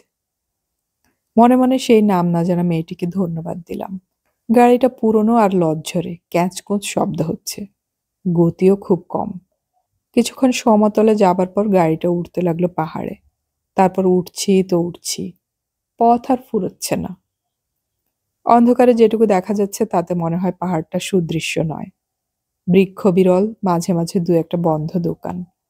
দার্জিলিংয়ে যাবার পথে কাঠের তৈরি ছোটখাটো বাড়ির মতন বাড়ি, গরিব গরিব ভাব। রাস্তায় একজনও মানুষ নেই তো বটেই, আর কোনো গাড়িও নেই, পেছনেও নয় সামনেও নয়। প্লেনের অন্য যাত্রীরা গেল কোন দিকে? আমার সুটকেস সবচেয়ে শেষে পেয়েছি বলে সব গাড়ি ও ট্যাক্সি আগেই বেরিয়ে গেছে। উল্টো দিক থেকেও কোনো গাড়ি আসছে না, তার কারণ এত রাতে শহর ছেড়ে কেউ বাইরে যায় না। প্রায় 40-45 মিনিট কেটে গেছে, গাড়ি এখনো পাহাড়ে। এমনকি হতে পারে বিমানবন্দর থেকে শহরে যেতে হলে এত পাহাড় ডিঙানো ছাড়া আর কোনো রাস্তা নেই। মাঝে মাঝে দূরে কোনো একটা আলো জ্বলা বাড়ি দেখলেই মনে হচ্ছে এটাই বোধহয় একটা হোটেল, এবার পৌঁছে যাব। না, পেরিয়ে যাচ্ছি সেই সব বাড়ি। এই লোক দুটি আমাকে কোথায় নিয়ে যাচ্ছে? এরা উৎসব কমিটির প্রতিনিধি, এদের সন্দেহ করার কোনো কারণ নেই। কিন্তু মধ্যরাত্রি পেরিয়ে যাওয়া এই নির্জন পাহাড়ি রাস্তায় যদি কোনো ঝোপের আড়াল থেকে উগ্রপন্থীরা গুলি টুলি চালায়? আমি বেশি বেশি ভয় পাচ্ছি। বয়স বেড়েছে বলে? অন্য কেউ হলে কি ভাবতো? মাঝে মাঝে এরকম মনে হয়। এই মুহূর্তে আমার জায়গায় শক্তি থাকলে কি করত? শঙ্খ ঘোষ থাকলে কি চিন্তা করতেন? হঠাৎ সবকিছুই মনে হলো পরাবাস্তবতা। এক অচিন দেশে দুজন নির্বাক মানুষের সঙ্গে মধ্যরাত্রির অন্ধকারে আমি ঘুরছি একটা পাহাড়ে। এটা সত্য নয়, অলীক। সুতরাং উৎকণ্ঠা সম্পূর্ণ মুছে ফেলে শরীরের সব স্নায়ু শিথিল করে এই সময়টা উপভোগ করাই ভালো। এখন আমি আর এই পৃথিবীতে নেই। চাঁদের দিকে যাচ্ছি ভাবলেও ক্ষতি কি? কিংবা পৃথিবীতে আর হিংসা নেই। সমস্ত উগ্রপন্থীদের অস্ত্র সম্ভার মরচে ধরে অকেজো হয়ে গেছে। হঠাৎ গাড়িটা এক জায়গায় থেমে গেল। ভাঙা ইংরেজির লোকটি বলল, কাম। পাহাড়ের খুব উঁচুতে, কাছাকাছি কোনো বাড়ি নেই, আলো নেই। এখানে নামতে বলছে কেন? এটাও অলীকের মধ্যে ধরে নিলে অনায়াসে নামা যেতে পারে। ভাঙা ইংরেজির লোকটি একটি সিগারেট ধরালো। লোকটি বুঝি গাড়ির মধ্যে ধূমপান করে না? উচিত কি উচিত নয় ঠিক করতে না পেরে আমিও এতক্ষণ সিগারেট ধরাইনি। আমার বন্ধু অসীম রায় নিজে ধূমপায়ী হলেও তার গাড়ির মধ্যে বসে সিগারেট ধরানোর কঠোর নিষেধ আছে। অন্য লোকটি এগিয়ে গেল পাহাড়ের খাদের দিকে। ও বুঝি হিসি করবে? তা নয়, সেও আমার দিকে হাতছানি দিয়ে বলল, কাম কাম। কাছে গিয়ে বোঝা গেল কারণটা। পাহাড়ের এক পাশটা ঢালু হয়ে নেমে গেছে অনেক নিচে। সেখানকার উপত্যকায় দেখা যাচ্ছে অসংখ্য বিন্দু বিন্দু আলো। অর্থাৎ ওরা আমাকে একটা দৃশ্য দেখাচ্ছে। অন্য লোকটি বলল, ওই যে ম্যাডেলিন শহর। যারা রাত্রির বেলা দূর থেকে দার্জিলিং কিংবা শিলং দেখেছে তাদের কাছে এই দৃশ্য এমন কিছু আহামরি মনে হবে না। প্লেন থেকে অনেক সমতল শহরও এরকমই দেখায়। তবু তুলনা না করেও সব সুন্দরই তো সুন্দর। আলো ঝলমল একটি উপত্যকার একটি বিশেষ রূপ তো আছেই। কিন্তু আমি আজ উঠেছি মুরগি না জাগা ভোরে। তারপর সারাদিন ধরে এত রকম অনিশ্চয়তা উৎকণ্ঠার ধকল গেছে যে শরীরের চেয়েও মনটাই ক্লান্ত হয়ে পড়েছে বেশি। এখন আমার প্রাকৃতিক সৌন্দর্য দেখার চোখই নেই। তবু ভদ্রতা করে বললাম, বাহ, ভারী সুন্দর তোমাদের শহর। লোকটি আমার কথা ঠিক বুঝতে না পেরে নিজেই বলল, বিউটিফুল, বিউটিফুল। এরকম আগে দেখেছ? এরকম সময় আমাদের দার্জিলিং, কলিম্পং, শিলং আছে এমন বলাটা অসভ্যতা। সুতরাং বললাম, না, আগে দেখিনি, সত্যি খুব সুন্দর। এরপর গাড়ি নামতে লাগলো নিচের দিকে। মিনিট 15 পর দেখা গেল লোকালয়। শুধু আলয় বলা উচিত। শহরের রাস্তাতেও একটিও লোক নেই। এত রাতে কেউ বাইরে থাকে না। মনে আছে চীনের সাংহাই শহরে রাত 1টা-2টোর সময় রাস্তায় দেখেছি প্রচুর মানুষজন। অবশ্য সাংহাইতে তো উগ্রপন্থী দল থাকা সম্ভব নয়। হোটেলের কাউন্টারে উৎসব কমিটির একজন এখনো বসে আছেন। তিনি আমাকে স্বাগত জানিয়ে হাতে তুলে দিলেন একটি ফাইল। রেজিস্টারে নাম সই করার পর পাওয়া গেল ঘরের চাবি। আমার ঘর 8 তলায়।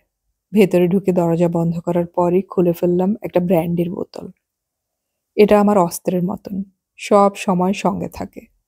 ক্লান্তিতে শরীর আর বইছিল না। 2 চুমুক দেবার পর খানিকটা চাঙ্গা হয়ে খুলে ফেললাম ফাইল। অন্যান্য কাগজপত্রের মধ্যে একটি চিঠিতে অনেক ভালো ভালো কথার পর লেখা আছে, 10 দিনের অনুষ্ঠান সূচি, তারপর শেষের দিকে কয়েকটি সতর্কবাণী। তাতে বোঝা গেল আমার আশঙ্কা কিংবা ভয় ভয় ভাব একেবারেই অমূলক নয়। সতর্কবাণীগুলি এরকম: সম্মেলনের উদ্যোক্তাদের জিজ্ঞেস না করে কিংবা অনুমতি ছাড়া কোনো অচেনা ব্যক্তির আমন্ত্রণ গ্রহণ করবেন না। শহরের মধ্যে কোথাও একা একা যাবেন না। যে কোনো দিন অনুষ্ঠানের পর কোনো অচেনা ব্যক্তি আপনাকে তার সঙ্গে গাড়িতে পৌঁছে দিতে চাইলে রাজি হবেন না।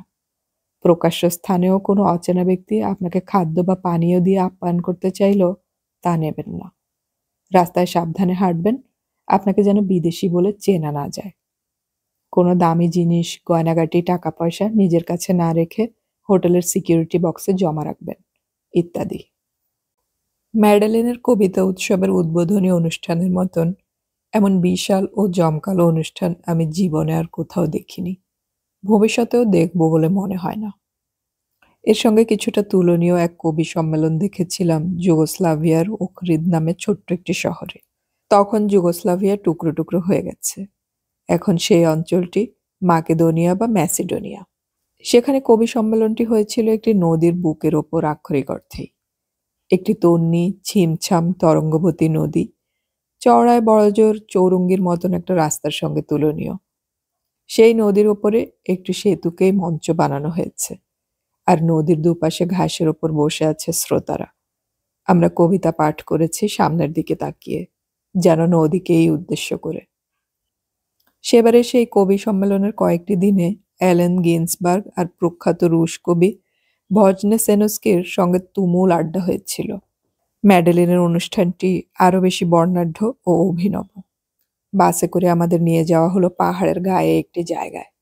ম্যাডেলিন শহরটি একটি জামবাটির মতন। উপত্যকার সব দিকেই গোল করে ঘেরা পাহাড়।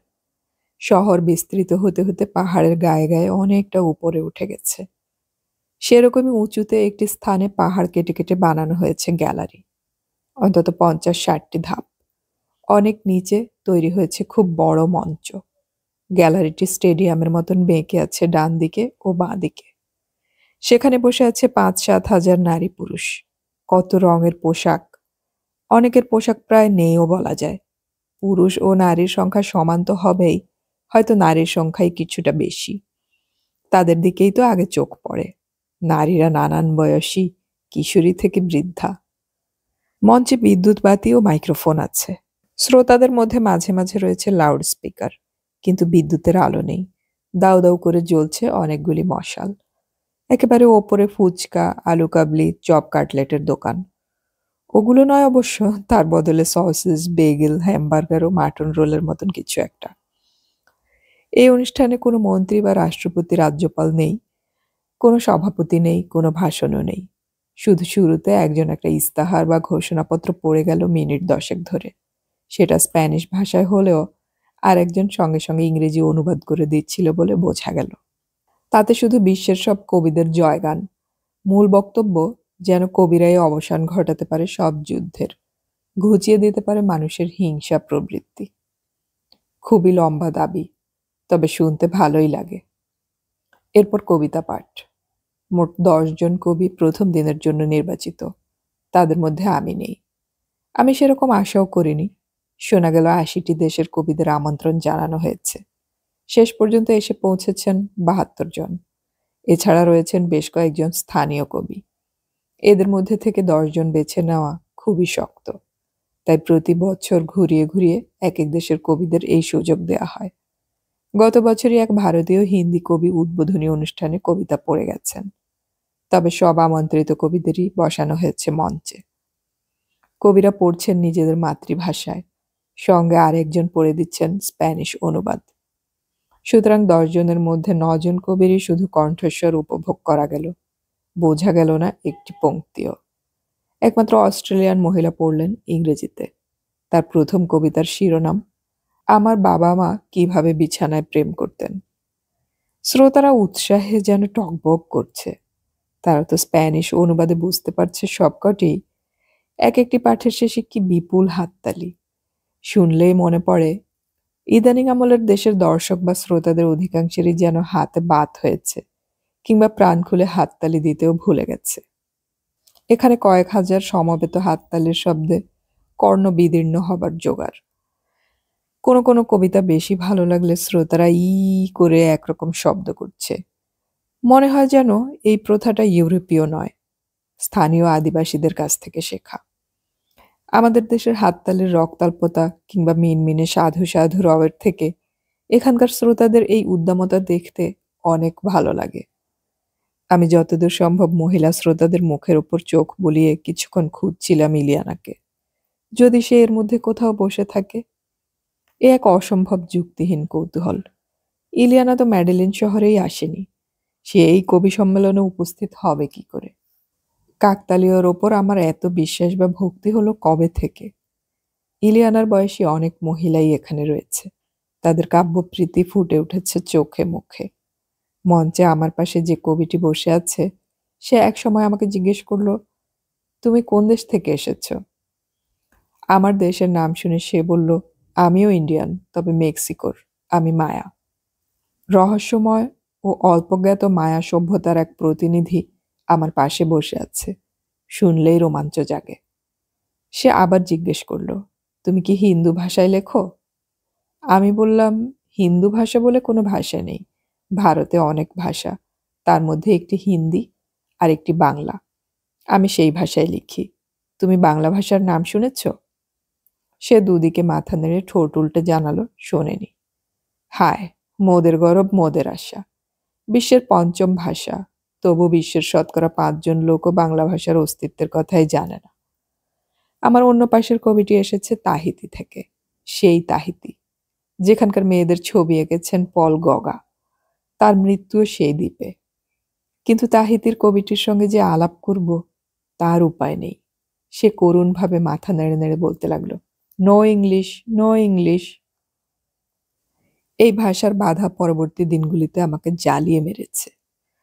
তারিখ 1 জুন, কলকাতায় অসহনীয় রকমের গরম, ম্যাডেলিনে নরম নরম শীত, 15-16 ডিগ্রি। সন্ধ্যের পর এরকম খোলা জায়গায় কোট গায়ে দিলেও আরাম লাগে। এখানকার অনেকের গায়ে অবশ্য সাধারণ রঙিন জামা, মেয়েদের অর্ধেক বুক খোলা। অনেক জায়গাতেই দেখেছি মেয়েদের শীত বোধ কম। উদ্বোধন অনুষ্ঠানটি কবিতা পাঠ সমেত ঠিক 2 ঘন্টা। তারপর দলে দলে বাসে চেপে হোটেলে প্রত্যাবর্তন। হোটেলটির নাম নুটিবাড়া। খুব উচ্চাঙ্গের কিছু নয়, সম্ভবত 3 তারা। কিছুটা মলিন হলেও মোটামুটি পরিচ্ছন্ন। 8 তলার ওপর আমার ঘরটি বেশ বড়, টিভি, টেলিফোন ও ফ্রিজ আছে। 2টি আলাদা বিছানা, তাতে দিনে ও রাতে বদলা বদলি করে শোয়া যায়।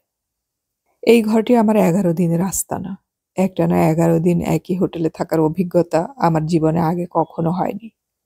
ঘরটির প্রধান বৈশিষ্ট্য, এর একদিকে পুরোটা কাচ।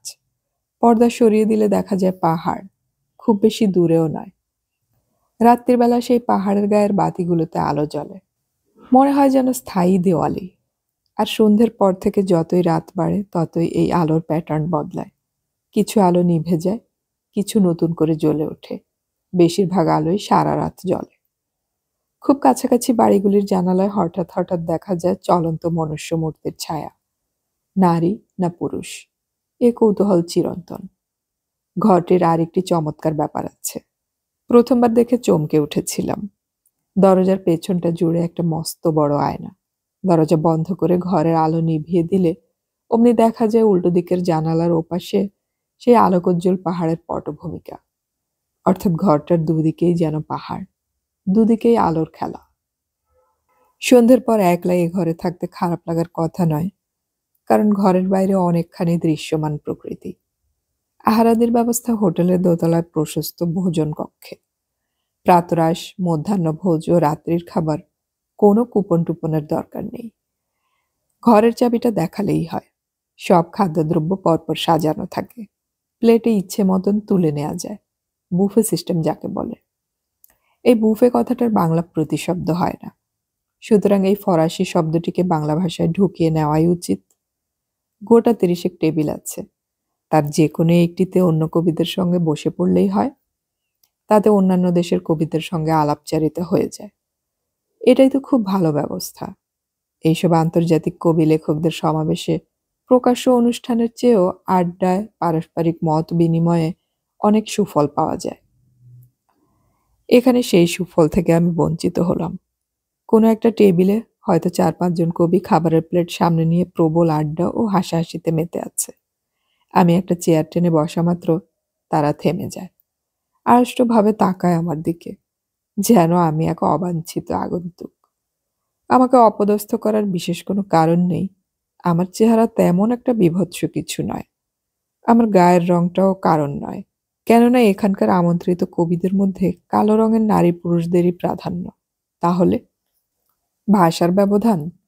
প্রায় সকলেই স্প্যানিশ ভাষী, সেই কারণেই তাদের অস্বস্তি।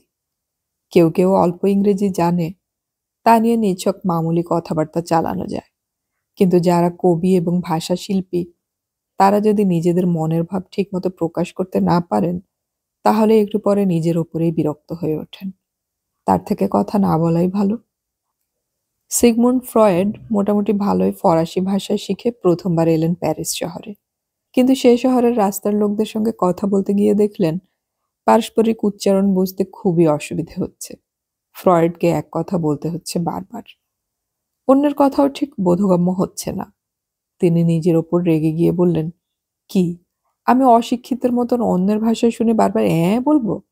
শিশুরোগ বিষয়ে একটা সেমিনারে তার যোগ দেবার কথা ছিল। যোগ দিলেন না, ফিরে গেলেন নিজের দেশে। ইংরেজি সাহিত্যে আইরিশ লেখকরা একসময় আধিপত্য করেছেন। আমাদের অল্প বয়সে বার্নার্ড শ ছিলেন ইংরেজি ভাষার প্রধান নাট্যকার এবং এক প্রবল ও বিতর্কিত ব্যক্তিত্ব। তার মাতৃভাষা ইংরেজি ছিল না। আয়ারল্যান্ড থেকে তিনি চোস্ত ইংরেজি শিখে এসে প্রথমবার লন্ডন শহরে পা দিয়ে ঘোড়ার গাড়িওয়ালাদের ককনি একটা অক্ষরও বুঝতে না পেরে বলেছিলেন তার ইংরেজি ভাষা শিক্ষা সব অসম্পূর্ণ। আমি যাদের টেবিলে বসছি তারা নিজের নিজের দেশে বিশিষ্ট কবি, তাদের ভাষায় উচ্চশিক্ষিত। আমি ভারতীয় জেনে তারা আগ্রহান্বিত, কিন্তু নিজেদের ঠিক মতন প্রকাশ করতে পারছেন না বলে তাদের মুখে ফুটে উঠছে অপ্রস্তুত রেখা। তাদের আড্ডা নষ্ট করে দিচ্ছি বলে আমারও নিজেকে অপরাধী মনে হয়। এখানে এসেই বোঝা গেল ইংরেজি ভাষার আধিপত্য অনেক দেশেই অকিঞ্চিৎকর। গোটা দক্ষিণ আমেরিকায় একমাত্র ব্রাজিলে চলে পর্তুগিজ, বাকি প্রায় সবগুলি দেশে স্প্যানিশ। আরব দেশ ও পৃথিবীর অন্যান্য কয়েকটি দেশের কবিরা ফরাসি ভাষায় স্বচ্ছন্দ, ইংরেজি শেখার দরকারই মনে করেন না। এই ডাইনিং হলে আমি দুদিন পর থেকেই রাত্রে আসা বন্ধ করেছিলাম। তা শুধু ভাষাগত এই সমস্যার জন্য মোটেই না। সকালে ও দুপুরে আসতে হয় নেহাত ক্ষুণ্ণিবৃত্তির জন্য। বাইরে খেতে গেলে অনেক পয়সার খরচ হয়। তাছাড়া রাত্রে অতি স্বল্পাহার কিংবা খাদ্যবস্তু একেবারে বাদ দেওয়া আমি অনেকদিন অভ্যাস করে ফেলেছি। সন্ধ্যের পর শক্ত খাদ্য কিছুই না খেলেও আমি দিব্যি থাকি। কলম্বিয়া রাজ্যটির খাদ্য বৈশিষ্ট্য কিংবা রন্ধন স্বাদ সম্পর্কে শুধু একটি হোটেলের খাদ্য তালিকার উপর নির্ভর করে মন্তব্য করা হয়তো উচিত নয়। বাইরের কোনো হোটেল ও রেস্তোরাঁয় গিয়ে আমার খাদ্যের স্বাদ নেওয়া হয়ে ওঠেনি। কারণ ওই যে একা একা রাস্তায় বেরিয়ে কোথাও খাওয়া সম্পর্কে নিষেধাজ্ঞা। পৃথিবীর যত হোটেলেই গেছি ডাইনিং হলের টেবিলের ওপর লরেল বা হার্ডির মতন পাশাপাশি নুন ও গোলমরিচের দুটি শিশি দেখা যায়। এই হোটেলে শিশি মাত্র একটি, শুধু নুনের। গোলমরিচ বলে কোনো বস্তুই নেই। বোধহয় সেটা এখানে খুব দামি। সব রান্নাতেই মশলার কোনো চিহ্ন নেই। সম্ভবত কোনো মশলাই এদেশে তৈরি হয় না এবং খুব দুর্লভ। কাঁচা লঙ্কাও দেখিনি একদিনও। মশলাহীন ঝালহীন সব রান্না। তা বলে খুব যে স্বাস্থ্যকর খাদ্য তাও বলা যায় না। মুরগিগুলো অতিশয় বুড়ো। তারা ঠাকুরদা মুরগি। সেই সব মুরগির মাংস ও রুটি দাঁতের বদলে পা দিয়ে ছিঁড়লে সুবিধে হয়। মাঝে মাঝে যে স্যুপ দেয় তা অতি বিস্বাদ, ব্ল্যান্ড যাকে বলে। কোনো রকম সস নেই। একদিন মাশরুম স্যুপ এই নাম দেখে খুব উৎসাহ করে এক বাটি নিয়ে দেখি তার মধ্যে মাইক্রোস্কোপ দিয়ে খুঁজলেও মাশরুম দেখা যাবে না, পুরোটাই বার্লি। মাঝে মাঝে যে মাছ ভাজা পাওয়া যায় তা অতিরিক্ত নোনতা। পাউরুটির সঙ্গেও মাখন দেওয়া হয় না। চীনেও অনেক হোটেলে টোস্টের সঙ্গে মাখন পাইনি, সেটা অবশ্য অপ্রাপ্যতার জন্য নয়। চীনে দুগ্ধজাত সামগ্রীর এখন বিশেষ চল নেই। দই জিনিসটাও দেশে অজ্ঞাত। রবীন্দ্রনাথ চীন ভ্রমণে গিয়ে ঘরে পাতা দই খেয়েছিলেন বলে এক চীনা পণ্ডিত নাকি তা দেখে দৌড়ে বাইরে গিয়ে বমি করেছিলেন। তিনি ভেবেছিলেন কবি পচা দুধ কি করে খাচ্ছেন। খাবারের স্বাদ যদি একেবারেই জিভ বিরোধী হয় আর চেহারা দেখে মুখে নিলেও নিরাশা কিংবা বিমিষার কারণ হয়, তাহলে তো সব না খাওয়াই ভালো। হোটেলের ঠিক সামনেই একটা দোকানে আলু ভাজা, বাদাম ভাজা ও নানা রকম বিস্কিটের প্যাকেট পাওয়া যায়। সেগুলির অনেক রকম জমিয়ে সন্ধ্যের পর থেকে আমি নিজের ঘরে একা। হোটেলের ঘরের দরজা বন্ধ করলেই বাইরের পৃথিবী থেকে একেবারে বিযুক্ত। তখন নিজের সঙ্গে নিজের দেখা হয়। সে বড় জটিল মনোবিজ্ঞান। অধিকাংশ মানুষই নিজের সঙ্গে দেখা করতে চায় না। সেই জন্য একটু ফাঁকা পেলেই ডিটেকটিভ বই পড়ে কিংবা টিভি দেখে। বইয়ের সঙ্গে প্রেম ঝালিয়ে নিতে গিয়ে আবার ঝগড়া শুরু করে দেয়। বাধ্য হয়ে একা থাকা আর স্বেচ্ছা একাকিত্ব এক নয়। জেলখানায় অনেক বন্দী থাকে নিঃশব্দ কুঠুরিতে। তাদের হাজার জনের মধ্যে একজনেরও আত্ম উপলব্ধি হয় না। আমি ইচ্ছে করলেই হোটেল লবিতে নেমে যেতে পারি। দু চারজন ইংরেজি জানা তো আছেই, এমনকি বাংলাতেও কথা বলা যায়। বাংলাদেশ থেকে এসেছে হায়াত সইফ। এটা তার আসল নাম নয়। এই নামে সে কবিতা লেখে। আসল নামে সে মস্ত বড় সরকারি অফিসার। হায়াতকে অনেকদিন থেকেই আমি চিনি। জিয়াউল করিম নামে একটি অল্প বয়সী সুশ্রী সাংবাদিকও এসেছে তার সঙ্গে, অর্থাৎ তিনজন বাংলা ভাষাভাষী। ব্রেকফাস্টের সময় আমরা এক টেবিলেই বসি। তাতে কেউ একজন ঈষৎ বিদ্রূপের সুরে বলেছিল, তোমরা বাঙালিরা বুঝি সবসময় একসঙ্গে থাকো? আমি বাক সংযম করে একলা ঘরের মধ্যে নিজেকেই খোঁজার চেষ্টা করি। সেই কাজটাও কিন্তু মোটেই সহজ নয়। মনটা যেন একটু পানা পুকুরের মতো। পানা সরিয়ে সরিয়ে যেমন পরিষ্কার জল বার করতে হয়, সেই রকম অনেক অবান্তর চিন্তা ঢেকে দেয় স্বচ্ছতা। আয়নার দিকে তাকিয়ে আছি। নিজের মুখের বদলে দেখতে পাচ্ছি একটা টেলিফোন। সেটাকে মুছে দিতেই সেখানে এসে জুড়ে বসলো এক ঝুড়ি আভোমাডো। এই ফলটা এখানে খুব পাওয়া যায়। আবার পানা সরিয়ে সরিয়ে নিজের প্রতিবিম্বটা খোঁজা। তাকে প্রশ্ন করতে হবে, জীবনে কি কি ভুল করেছ? দ্বিতীয় দিন গভীর রাতে কিছু একটা শব্দ শুনে ঘুম ভেঙে গেল। দরজায় কেউ দুমদুম ধাক্কা দিচ্ছে। টেবিল ল্যাম্প জেলে ঘড়ি দেখলাম, 2:45। এত রাতে কে আমাকে এই নতুন দেশে ডাকাডাকি করবে? টরন্টোর একটা হোটেলে এরকম একবার মাঝরাতে দরজায় ধাক্কা দিয়ে কেউ জানিয়েছিল, আগুন লেগে গেছে, শিগগির নিচে চলে যাও। সেটা ঠাট্টা ছিল না, সত্যি আগুন লেগেছিল হোটেলের একতলায়। এরকম সময় কোনো জিনিসপত্রের জন্য এক মুহূর্ত দেরি করতে নেই। হাতে কোনো কিছু না নিয়ে লিফটের বদলে সিঁড়ি দিয়ে দৌড়ে নামতে হয়। সেবার আমাদের সঙ্গে সেই হোটেলে সৌমিত্র চট্টোপাধ্যায়ও ছিল। মনে আছে, সৌমিত্র, স্বাতী ও আমি 14 তলা সিঁড়ি ভেঙে এক বস্ত্রে রাস্তায় এসে শীতের মধ্যে কেঁপেছিলাম। সে আগুন অবশ্য মারাত্মক হয়নি, নিভিয়ে ফেলা হয়েছিল অচিরেই। এখানেও সেরকম কিছু ব্যাপার নাকি? দরজার কাছে এসে জিজ্ঞেস করলাম, কে? একটি নারী কণ্ঠ স্প্যানিশ ভাষায় কিছু বলল। বুঝতে না পেরে আমি জানালাম, ইংরেজিতে বলো, কি ব্যাপার? নারী কণ্ঠ এবার ইংরেজিতেই বলল, ওপেন দ্য ডোর। কেন, কি হয়েছে? আবার সেই একই কথা, ওপেন দ্য ডোর। এই কণ্ঠস্বরে কোনো মিনতি নেই, লাস্য নেই, প্রলোভন নেই, যেন অতি ব্যস্ততা। কারণ না জানলে এত রাতে দরজা খুলবো কেন? এবার সে বলল, দরজাটা আগে খোলো, তুমি আমাকে চেনো। এ পর্যন্ত কয়েকটি মেয়ের সঙ্গে আমার টুকরো টুকরো কথাবার্তা হয়েছে বটে, কিন্তু এমন পরিচয় কারোর সঙ্গেই হয়নি যে এই ঘোর নিশীথে আমার ঘরে আসতে চাইবে। হোটেলের ঘরে অচেনা মেয়েদের আনাগোনা পৃথিবীর অনেক দেশেই আছে। আমার এরকম প্রথম অভিজ্ঞতা হয়েছিল ব্যাংককে। ভিয়েতনাম যুদ্ধের আমল থেকে ব্যাংককে তৈরি হয়েছিল একটা বিরাট নারী মাংসের বাজার। আমি সেবারে সুইডেন, ডেনমার্ক, জার্মানি ঘুরতে ঘুরতে বিমান কোম্পানির সৌজন্যে 2 দিন ব্যাংককে বিনা খরচে থাকার কুপন পেয়েছিলাম। এখন ব্যাংককে বিশাল ও অত্যাধুনিক বিমানবন্দর তৈরি হয়েছে। তখন বিমানবন্দরটি ছিল ম্যাড়ম্যাড়ে আর ছোট আকারের। আমাদের দেশে যেমন অনেক তীর্থস্থানে রেল স্টেশনে পান্ডারা ছেঁকে ধরত এক সময়ে, ব্যাংককেও বিমানবন্দরের বাইরে একদল লোক চিলুবিলু করছিল। তারা গাইড হতে চায়। কেউ কেউ হাত চেপে ধরছিল আমার। খুবই ক্লান্ত ছিলাম। ঠেলাঠেলি করতে না পেরে শেষ পর্যন্ত একজন মোটা-সোটা লোককে বলেছিলাম, ঠিক আছে, চলো আমার সঙ্গে। ওরে বাবা, সে কি গাইড! তার নিজস্ব গাড়ি আছে। সে গাড়িতে তুলে সে আমায় তার একটা সচিত্র পরিচয়পত্র দেখালো। সে একজন পুলিশ। ছুটির দিনে অতিরিক্ত রোজগারের জন্য সে গাইডের কাজ করে। সারা দিন সে আমার কাজে নিযুক্ত থাকবে। আমাকে ট্যাক্সি ভাড়ার অতিরিক্ত খরচ বহন করতে হবে না।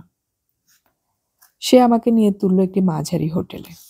সে হোটেলের ম্যানেজার থেকে পরিচারিকা পর্যন্ত সবাই মেয়ে, একজনও পুরুষ নেই। কিন্তু তাদের ব্যবহার খুবই ভদ্র ও নম্র। খাবার দাবারও বেশ সুস্বাদু ও স্বাভাবিক দামের। সুতরাং নালিশ করার কিছু নেই। বরং নারীদের এই স্বাধীন উদ্যোগ ও কর্মক্ষমতা দেখলে ভালোই লাগে। কিন্তু আমাকে জ্বালিয়ে খেয়েছে এই পুলিশ গাইডটি। সারা রাত বিমানে কাটিয়ে পৌঁছেছি সকালে। এখন কিছুক্ষণ চাটা খেয়ে বিছানায় গড়াগড়ি না দিলে গায়ের ব্যথা মরবে না। কিন্তু ঘরে পৌঁছাবার 5 মিনিট পরেই শ্রীমান এসে উপস্থিত। দন্তবর্ণ বহুল ইংরেজিতে সে বলল, চলো বেড়াতে যাবে না? আমি বললাম, এখন কি? আগে স্নান করব, বিশ্রাম নেব, ঘুম পাচ্ছে। তুমি দুপুরে এসো। তা সে শুনবেই না। সে সারা দিন আমার কাজ করার জন্য তৈরি। সারা দিনের জন্য এক রেট। তাহলে শুধু শুধু সময় নষ্ট করছি কেন? তাতে আমার কিচ্ছু আসে যায় না। তবু সে নাছোড়বান্দা, এমনই কর্তব্যপরায়ণ। তার পীড়াপিড়িতে আমাকে বেরোতেই হলো। লোকটি পুলিশ কর্মী বলে আমি ধরে নিয়েছিলাম সে চোর জোচ্চোর হবে না এবং অন্য চোর জোচ্চোরদের কাছ থেকে আমাকে আড়াল করে রাখবে। সে আমাকে 30,000 জীবন্ত কুমির, বৌদ্ধ মন্দির টন্দির দেখাবার পর নিয়ে এলো একটা বাড়ির সামনে। আমি সোনার গয়না ও জামা কাপড় কিনবো কিনা জানতে চাইলে তাকে জানালাম, আমার ওসব কিছু দরকার নেই। এবার হোটেলে ফিরে চলো। একদিনের পক্ষে যথেষ্ট দেখা হয়েছে। এখন আমার শরীর বিশ্রাম চাইছে। এইসব দোকান থেকে কেনাকাটি করলে গাইডরা কমিশন পায়, জানি। তাই সে একটু নিরাশ হয়ে বলল, আর একটা জায়গায় চলো শুধু। সে বাড়ির সিঁড়ি দিয়ে উঠে গেলাম দোতলায়। একটা লম্বা টানা বারান্দা, রেস্তোরাঁর মতন পরপর অনেকগুলি টেবিল ও চেয়ার। কিন্তু আলো প্রায় নেই, অন্ধকারই বলা যায়। আমরা একটা টেবিলে বসা মাত্রই একজন লোক 2 প্লেট সসেজ ও 2 বোতল বিয়ার দিয়ে গেল। এ কি ব্যাপার? কিছু না চাইতেই এসব দেবে কেন? গাইডটি মুচকি হেসে বলল, ফ্রি ফ্রি। কিন্তু বিনা পয়সার খাদ্য পানীয়তে আমার বিন্দুমাত্র রুচি নেই। তা নিয়ে আপত্তি জানাতে জানাতে হঠাৎ একসঙ্গে জ্বলে উঠল অনেক আলো। দেখা গেল একটা অদ্ভুত দৃশ্য। বারান্দার পাশে একটা হল ঘর, সেখানে একটা গ্যালারি। তাতে থাকে থাকে দাঁড়িয়ে আছে 30-32টা মেয়ে। তাদের পোশাক বলতে কিছুই নেই। প্রত্যেকের গলায় সুতোয় বেঁধে ঝোলানো কার্ডে এক একটি নম্বর। অন্য টেবিল থেকে একজন চেঁচিয়ে একটা নম্বর বলতেই সেই নম্বরের মেয়েটি গ্যালারি থেকে নেমে এসে দেখাতে লাগলো তার অঙ্গসৌষ্ঠব। হঠাৎ আমার অস্বাভাবিক রাগ হয়ে গেল। ব্যবসার জন্য এরা মেয়েদের এত নিচে নামিয়ে এনেছে। এ যেন গরু ছাগলের হাট। শরীর স্বাস্থ্য দেখিয়ে এক একটি মেয়েকে বিক্রি করা হবে 1-2 ঘন্টার জন্য। পুরুষরা চালাচ্ছে এই ব্যবসা, পুরুষরাই খদ্দের। আমি নিজে একজন পুরুষ বলে লজ্জায় ঘেন্নায় প্রায় চোখে জল এসে যাচ্ছিল। আমি গাইডকে জিজ্ঞেস করলাম, তুমি কেন আমায় এখানে এনেছো? সে আবার হেসে বলল, ফ্রি ফ্রি। অর্থাৎ সে বলতে চাইল, আমি কোনো মেয়েকে সাময়িকভাবে কিনতে না চাইলেও শুধু দেখতে কোনো খরচ নেই, অথবা সে নিজেও দেখতে চায়। ধুত্তুর বলে আমি দৌড়ে সিঁড়ি দিয়ে নেমে সামনেই একটা ট্যাক্সি পেয়ে চলে এলাম হোটেলে। লোকটি খানিক বাদে হোটেলে এসে উপস্থিত হলো। সে আমার রাগের কারণই বুঝতে পারল না। অধিকাংশ ভারতীয় নাকি ওইসব জায়গায় যেতে চায়। অনেকে ওরকম 4-5 জায়গায় ঘোরে। সন্ধ্যার পর সে আমাকে আরো আকর্ষণীয় জায়গায় নিয়ে যাবে। আমি বললাম, তোমাকে আর আমার দরকার নেই, তুমি বিদায় হও। সে $500 হেঁকে বসল। একবেলা মাত্র কয়েকটি জায়গায় নিয়ে গেছে, তার জন্য $500? এ কি মামদোবাজি? তার গাড়ির ভাড়া ও তার মজুরি হিসেব করে আমি $50 বার করে বললাম, এটা নিতে চাও তো নাও, নইলে আমি পুলিশ ডাকবো। পুলিশ ডেকে আরেকজন পুলিশকে ধরিয়ে দেবার চেষ্টা করলে আমি সুফল পেতাম না আরো বেশি বিপদে পড়তাম তা আমি জানি না। কিন্তু তখন আমার মেজাজ এমনটা চড়ে গিয়েছিল যে ওই মুখটাই দেখতে ইচ্ছে করছিল না। ও আর বেশি কথা বললে হিতাহিত জ্ঞান শূন্য হয়ে হয়তো ওকে মেরেই বসতাম। আমার ওই উগ্রমূর্তি দেখে ও আর দরাদরি না করে বিদায় নিয়েছিল। সেই হোটেলেও মাঝরাত্রিরে ঠুকঠুক শব্দ হয়েছিল দরজায়। খুবই মৃদু এবং কোনো কণ্ঠস্বর ছিল না। কয়েকবার শোনার পর দরজা খুলে দিয়েছিলাম। একটি রমণী খুবই লাজুকভাবে জিজ্ঞেস করেছিল, আপনার কি মালিশ করাবার দরকার আছে? আমার দরকার নেই শুনেও সে আমাকে একটি কাগজ দেখিয়েছিল। তার যে কোনো অসুখ নেই সেই মর্মে একটি ডাক্তারি সার্টিফিকেট। আমার পুনশ্চ প্রত্যাখ্যানের পর সে খুব কুণ্ঠিতভাবে sorry sir, thank you sir বলে বিদায় নিয়েছিল। একটুও জ্বালাতন করেনি। সাংহাইয়ের হোটেলের লিফটে এক উগ্র সাজে সজ্জিতা রমণী ওই একই প্রশ্ন করেছিল, তোমার মালিশের প্রয়োজন আছে? তোমার রুম নাম্বার কত? তাকে আমি বলেছিলাম, আমি একজন গরিব লোক, মালিশ করাবার মতন বিলাসিতা আমার পক্ষে সম্ভব নয়। সেন্ট পিটার্সবার্গে প্রবল শীতের মধ্যে এক হোটেলের বাইরে 10-12টি পাতলা পোশাক পরা রমণীর দাঁড়িয়ে থাকার করুণ দৃশ্যটি এখনো আমার চোখে ভাসে। ওখানে তখন সব জিনিসের অগ্নিমূল্য। নিজের বা পরিবারের সকলের খিদের জ্বালায় ওই মেয়েরা নিজেদের বিক্রি করতে এসেছিল। হোটেলের দারোয়ান মাঝে মাঝে তাদের তাড়া করে দূরে সরিয়ে দিচ্ছে। কোনো পুরুষ সঙ্গী না থাকলে তাদের ভেতরে ঢোকার অনুমতি নেই। আমি মেয়েদের কাছ থেকে শুধু মাধুর্য চাই, দয়াও চাইতে পারি। মেয়েদের উপর জোর জবরদস্তি করা কিংবা তাদের অসহায় অবস্থার সুযোগ নেয়া নিকৃষ্টতম অন্যায়। তবু পৃথিবীতে এই অন্যায়টাই চলছে সবচেয়ে বেশি। এখানে এই কলম্বিয়ার হোটেলে কি ঘটছে? একটি মেয়ে জোর জবরদস্তি করে ঢুকতে চাইছে আমার ঘরে। একবার দরজা খুললে সে ভেতরে এসে আমার নামে যে কোনো মিথ্যে অভিযোগ দিতে পারে। আমি দরজা খুলব না বলায় সে একই রকম ধাক্কা দিতে দিতে একই কথা বলতে লাগলো, খোলো খোলো, তুমি আমার চেনো। আমি বললাম, এবার আমি পুলিশ ডাকবো। তবু সে নিরস্ত হচ্ছে না দেখে আমি টেলিফোনে অপারেটরকে ডেকে বললাম, দেখো, কেউ আমার ঘরে এসে হামলা করছে, তোমরা লোক পাঠাও, একটা কিছু ব্যবস্থা করো। হা হত্তমি। অপারেটর এক বর্ণই ইংরেজি জানে না। এর আগেও দেখেছি এই হোটেলের অপারেটর ইংরেজি 1-2ও বোঝে না। এখানে ঘর থেকে আন্তর্জাতিক কল করার ব্যবস্থা নেই। আমি তাকে যতবার নম্বর বলেছি সে বুঝতেই পারেনি। শেষ পর্যন্ত একটা কাগজে সংখ্যাটা লিখে দিতে হয়েছিল। সুতরাং এখন আমি যা বললাম তা সে কিছুই বোঝেনি, এবং সে স্প্যানিশে কি যে বলে যেতে লাগলো তাও আমার বোধগম্য হলো না। আমার ঘরের দরজায় এত জোরে শব্দ হচ্ছে, অন্য কোনো ঘর থেকে কেউ বেরিয়ে আসছে না। ছিটকিনি বন্ধ আছে, দরজা যদি ভেঙে ঢুকতে চায় তো ঢুকুক। চুপ করে বসে থাকা ছাড়া আর কি উপায়? খানিক পরে সব শব্দ থেমে গেল। এরপর কি আর সহজে ঘুম আসে? আমার স্বভাবই এই। এমন কোনো একটা ঘটনা যদি ঘটে যায় যার আমি কোনো ব্যাখ্যা খুঁজে পাই না, ব্যাখ্যা খুঁজতে খুঁজতে ক্লান্ত হয়ে গেলে এক সময় মনে হয় সত্যি কি এরকম কিছু ঘটেছিল, কিংবা সবটাই অলীক।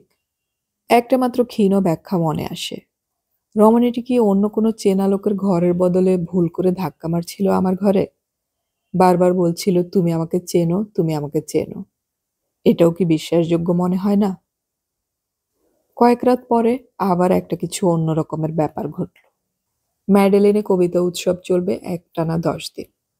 এত দীর্ঘদিন ধরে এতগুলি আন্তর্জাতিক কবিদের আমন্ত্রণ করে এনে কবিতা নিয়ে উৎসব পৃথিবীর আর কোনো দেশে হয় কিনা আমার জানা নেই। তাও কলম্বিয়া নামের ছোট্ট দেশে, ম্যাডেলিন নামে একটি অকিঞ্চিৎকর শহরে, যে শহরটিকে হিংস্রতা ও মাদক চোরাচালানের কেন্দ্র হিসেবেই লোকে চেনে। একটি 10 তলা হোটেলের প্রায় পুরোটাই কবিতা উৎসবের দখলে। তাও শুধু খাওয়া দাওয়া থাকার জন্য। কবিতা পাঠ এখানে হয় না, তা শহর ও শহর ছাড়িয়ে নানান জায়গায়। এই বিপুল খরচের যোগান কোথা থেকে আসছে সে প্রশ্ন স্বাভাবিকভাবেই মনে আসে। সরকারি সাহায্য আছে বলে মনে হয় না। সরকারের উপস্থিতি কোথাও নেই, সে মর্মে কোনো ফেস্টুন বা পোস্টারও চোখে পড়েনি। অন্যান্য জায়গায় বিভিন্ন স্পন্সরের নাম থাকে, এখানে কোনো মঞ্চেই কবিতা উৎসব ছাড়া আর কিচ্ছু লেখা থাকে না। উদ্যোক্তারা প্রোমোটিও নামে একটি সাহিত্য পত্রিকা। তাহলে কি মাদক চোরাচালানকারী বিপুল বিত্তের মালিকরাই পৃষ্ঠপোষক? তারা নাম জাহির করতে চায় না। এ বিষয়ে জিজ্ঞেস করা যায় না, কিছু জানাও যায় না। কিন্তু মনে প্রশ্ন থাকেই। যারা বেআইনি মাদকের ব্যবসা করে, যারা এমনই দুর্দান্ত ও নিষ্ঠুর প্রকৃতির যে যখন তখন জজ ম্যাজিস্ট্রেটদেরকেও খুন করতে দ্বিধা করে না, তারা কবিতার জন্য এত টাকা খরচ করতে যাবে কেন? খুনিরা ভালোবাসে কবিতা? আমাদের দেশে মদ, সিগারেট কোম্পানি, ঠান্ডা পানীয় প্রস্তুতকারীরা বড় বড় খেলা কিংবা হুলস্থুল নাচ গান বাজনার উৎসবের জন্য প্রচুর অর্থ ব্যয় করলেও কবিতা নিয়ে তো কখনো মাথা ঘামায় না।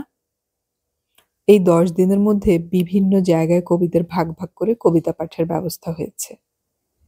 আমার বরাদ্দ ৪ দিন।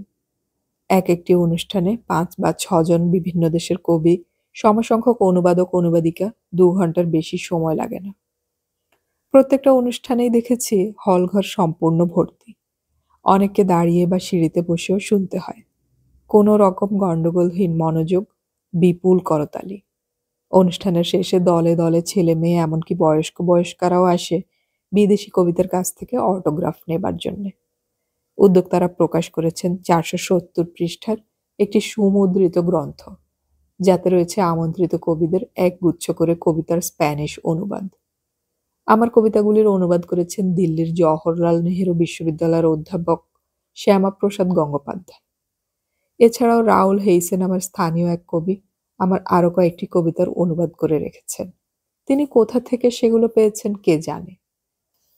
এই অনুবাদ কাব্য সংগ্রহটি অনেক শ্রোতারই হাতে হাতে। তারা কিনেছে। অনুষ্ঠানের শেষে এক এক কবির নামের নির্দিষ্ট পৃষ্ঠায় নিয়ে নিচ্ছে স্বাক্ষর। কবিতা পাঠের সময় আমি নিজে নিজের সঙ্গে একটা মজা করেছি। অনুবাদক পাঠ করছেন আমার কবিতার স্প্যানিশ ভাষা। শ্রোতারা সেগুলি উপভোগ করছে। ভালো লাগছে কিংবা মন্দ লাগছে, কিন্তু আমার বাংলা পাঠ কেউ বুঝছে না একটি শব্দ। আমার বাংলা কবিতা আমি নিজেই পড়ছি, নিজেই শুনছি। তা যদি হয়, তাহলে প্রত্যেকবার অনুবাদের সঙ্গে মিলিয়ে মিলিয়ে আমার মূল কবিতা পড়ার দরকার কি? অন্য কবিতা পড়লেও তো কেউ ধরতে পারবে না। তাহলে শুধু নিজের কবিতা কেন, রবীন্দ্রনাথ, জীবনানন্দের কবিতা মুখস্থ বলে গেলেও দিব্যি চলে যাবে। একবার অনুবাদক আমার নীরা বিষয়ক একটি কবিতা পাঠ করার পর আমি মূল হিসেবে পড়ে গেলাম। যদিও সন্ধ্যা নামেছে মন্দ মন্থরে, সব সঙ্গীত গেছে ইঙ্গিতে থামিয়া। অনুষ্ঠান শেষে একজন মাত্র লোক এসে আমাকে প্রশ্ন করলেন, আপনার কবিতার স্প্যানিশ অনুবাদে প্রি র্যাফেলাইট শব্দটি ছিল, বাংলায় তো সেই শব্দটি শুনলাম না। আমি প্রায় স্তম্ভিত। এমন মনোযোগী শ্রোতাও থাকে? সবচেয়ে মনোজ্ঞ অনুষ্ঠানটি হয়েছিল একটি মেডিকেল কলেজে। ডাক্তারের ছাত্রছাত্রী ও তাদের অধ্যাপকদের কবিতা সম্পর্কে এত আগ্রহ। হল তো পরিপূর্ণই ছিল, তাছাড়া যাকে বলে ভাইব্রেশন, তাতে বোঝা যাচ্ছিল কবি ও শ্রোতাদের মধ্যে এক নিবিড় যোগাযোগ ঘটে যাচ্ছে। অটোগ্রাফ সংগ্রহের জন্যও তাদের উৎসাহ প্রচুর।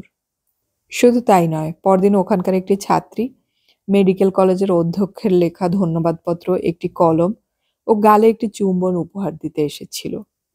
প্রত্যেকটি অনুষ্ঠানেই আমি মঞ্চে বসে শ্রোতাদের মুখগুলির মধ্যে ইলিয়ানাকে খুঁজি। অকারণ, অর্থহীন, অযৌক্তিক এই খোঁজা। তবু এটা যেন আমার বাতিক হয়ে গেছে। নিজের মানিব্যাগ থেকে টাকা বার করে কিছু কিনতে গেলেই প্রত্যেকবার মনে পড়ে ইলিয়ানার কথা। কেন তাকে আমি ধন্যবাদ জানাইনি? তিনি কি আমাকে সেই সুযোগ আরেকবার দেবেন না? একদিন হোটেল থেকে রাস্তায় বেরিয়ে দেখি উল্টো দিকে এক মহিলা ট্যাক্সি ডেকে উঠে পড়লেন। আমার বুকটা ধক করে উঠেছিল। ইলিয়ানা না? ঠিক যেন সেই রকম চেহারা। আসলে তেমন মিল নেই। আমার কল্পনারই প্রতিফলন। মাঝে মাঝে ভাবি, ওই মধ্যবয়সী মহিলাটি কি নিছক গৃহবধূ, কিংবা অধ্যাপিকা, চিত্রাভিনেত্রী, পলিটিশিয়ান? একা একা ইংল্যান্ডে গিয়েছিলেন, নেহাত সাধারণ হতে পারেন না। যৌবনকালে ওর জন্য কজন পুরুষ ডুয়েল লড়েছে। এখনো ওর যা শরীরের বাঁধুনি, তাতে যৌবন পড়ন্ত বলে মনে হয় না। ইংল্যান্ড আমেরিকা তো বাদই দিলাম, চীন, জাপান, কেনিয়া, নরওয়ে, ডেনমার্কেরও যে কোনো শহরে অন্তত একগুচ্ছ বাঙালি দেখা যায়। ম্যাডেলিন শহরে একজনও বাঙালি নেই তো বটেই, ভারতীয় আছে কিনা সন্দেহ। একজনকেও দেখিনি। বিভিন্ন দেশের রেস্তোরাঁ আছে, চীনের রেস্তোরাঁ তো থাকবেই, এখন জাপানিরাও সর্বত্র, কিন্তু ভারতীয় বা পাকিস্তানি বা বাংলাদেশি রেস্তোরাঁ একটাও নেই। আশ্চর্য, সর্দারজিরাও এখানে এসে পৌঁছাতে পারেনি। আমাদের সঙ্গে যে কয়েকজন বিভিন্ন আরব দেশের কবি আছেন, তারা নুটিবাড়া হোটেলের বিস্বাদ খাদ্য খেতে খেতে তিতিবিরক্ত হয়ে একদিন আমাকে বলেছিলেন, এখানে ভারতীয় হোটেল নেই কেন? তাহলে অন্তত রুটি মাংস খেয়ে বাঁচতাম। ভারতীয় খাবার আমাদের খুব পছন্দ। একটি কাব্য পাঠের আসরে শ্রোতাদের মধ্যে দুজন শাড়ি পরা মহিলাকে দেখে মনে হয়েছিল, এই তো, বাঙালি না হলেও ভারতীয় নারী তো হবেই। তাদের গায়ের রঙও মেম সাহেবদের মতন নয়। অনুষ্ঠান শেষ করে মহিলা দুটি নিজে থেকে এগিয়ে এলেন আমার সঙ্গে আলাপ করার জন্যে। ওহরি! এরা তো ভারতীয় নয়, এখানকারই মিশ্র জাতি। স্প্যানিশ ও স্থানীয় অধিবাসীদের মিশ্রণের ফলে এখানকার অনেক নারী পুরুষদেরই গায়ের রং আমাদের মতন তামাটে। মহিলা দুটি শাড়ি পরেছে, কারণ এরা ইসকনের সদস্য, বৈষ্ণব। এখানেও ইসকন পৌঁছে গেছে। রামকৃষ্ণ মিশনের চেয়েও ইসকন অনেক সুদূর প্রসারী। এই ইসকনের দৌলতে মহাপ্রভু, শ্রীচৈতন্য, কৃষ্ণ, মায়া, কর্ম এরকম কয়েকটি শব্দ এখানকার বুদ্ধিজীবীরা জানে। ইসকন পরিচালিত এখানে একটি নিরামিষ ভোজনালয় আছে। আমি যেহেতু এদের মহাগুরু প্রভুপাদের দেশের লোক, বাংলা শব্দ উচ্চারণ করেছি, সেই সুবাদে এরা ইসকন ভোজনালয়ে আমাকে নেমন্তন্ন করলেন। আমি সঙ্গে সঙ্গে রাজি, কিন্তু উদ্যোক্তাদের মধ্যে ভারপ্রাপ্ত যে ব্যক্তিটি আমাদের সঙ্গে ছিল সে মৃদু ও দৃঢ় স্বরে জানালো, এই মহিলাদের আমরা চিনি না, সুতরাং এদের কাছে তোমাকে আমরা ছেড়ে দিতে চাই না। এরা সন্দেহভাজন হোক বা না হোক, এরা তোমার নিরাপত্তা দিতে পারবে কিনা তা বুঝবো কি করে? তোমার না যাওয়াই ভালো। সুতরাং ওদের আমন্ত্রণ গ্রহণ করা গেল না। ইসকনের নিরামিষ রান্না খুব সুস্বাদু হয়, তা থেকে বঞ্চিত হলাম। মুখের ওপর তো প্রত্যাখ্যান করা যায় না, তাই আমাকে বলতেই হলো, এখন কয়েকটা দিন ব্যস্ত আছি, পরে খোঁজ করবেন।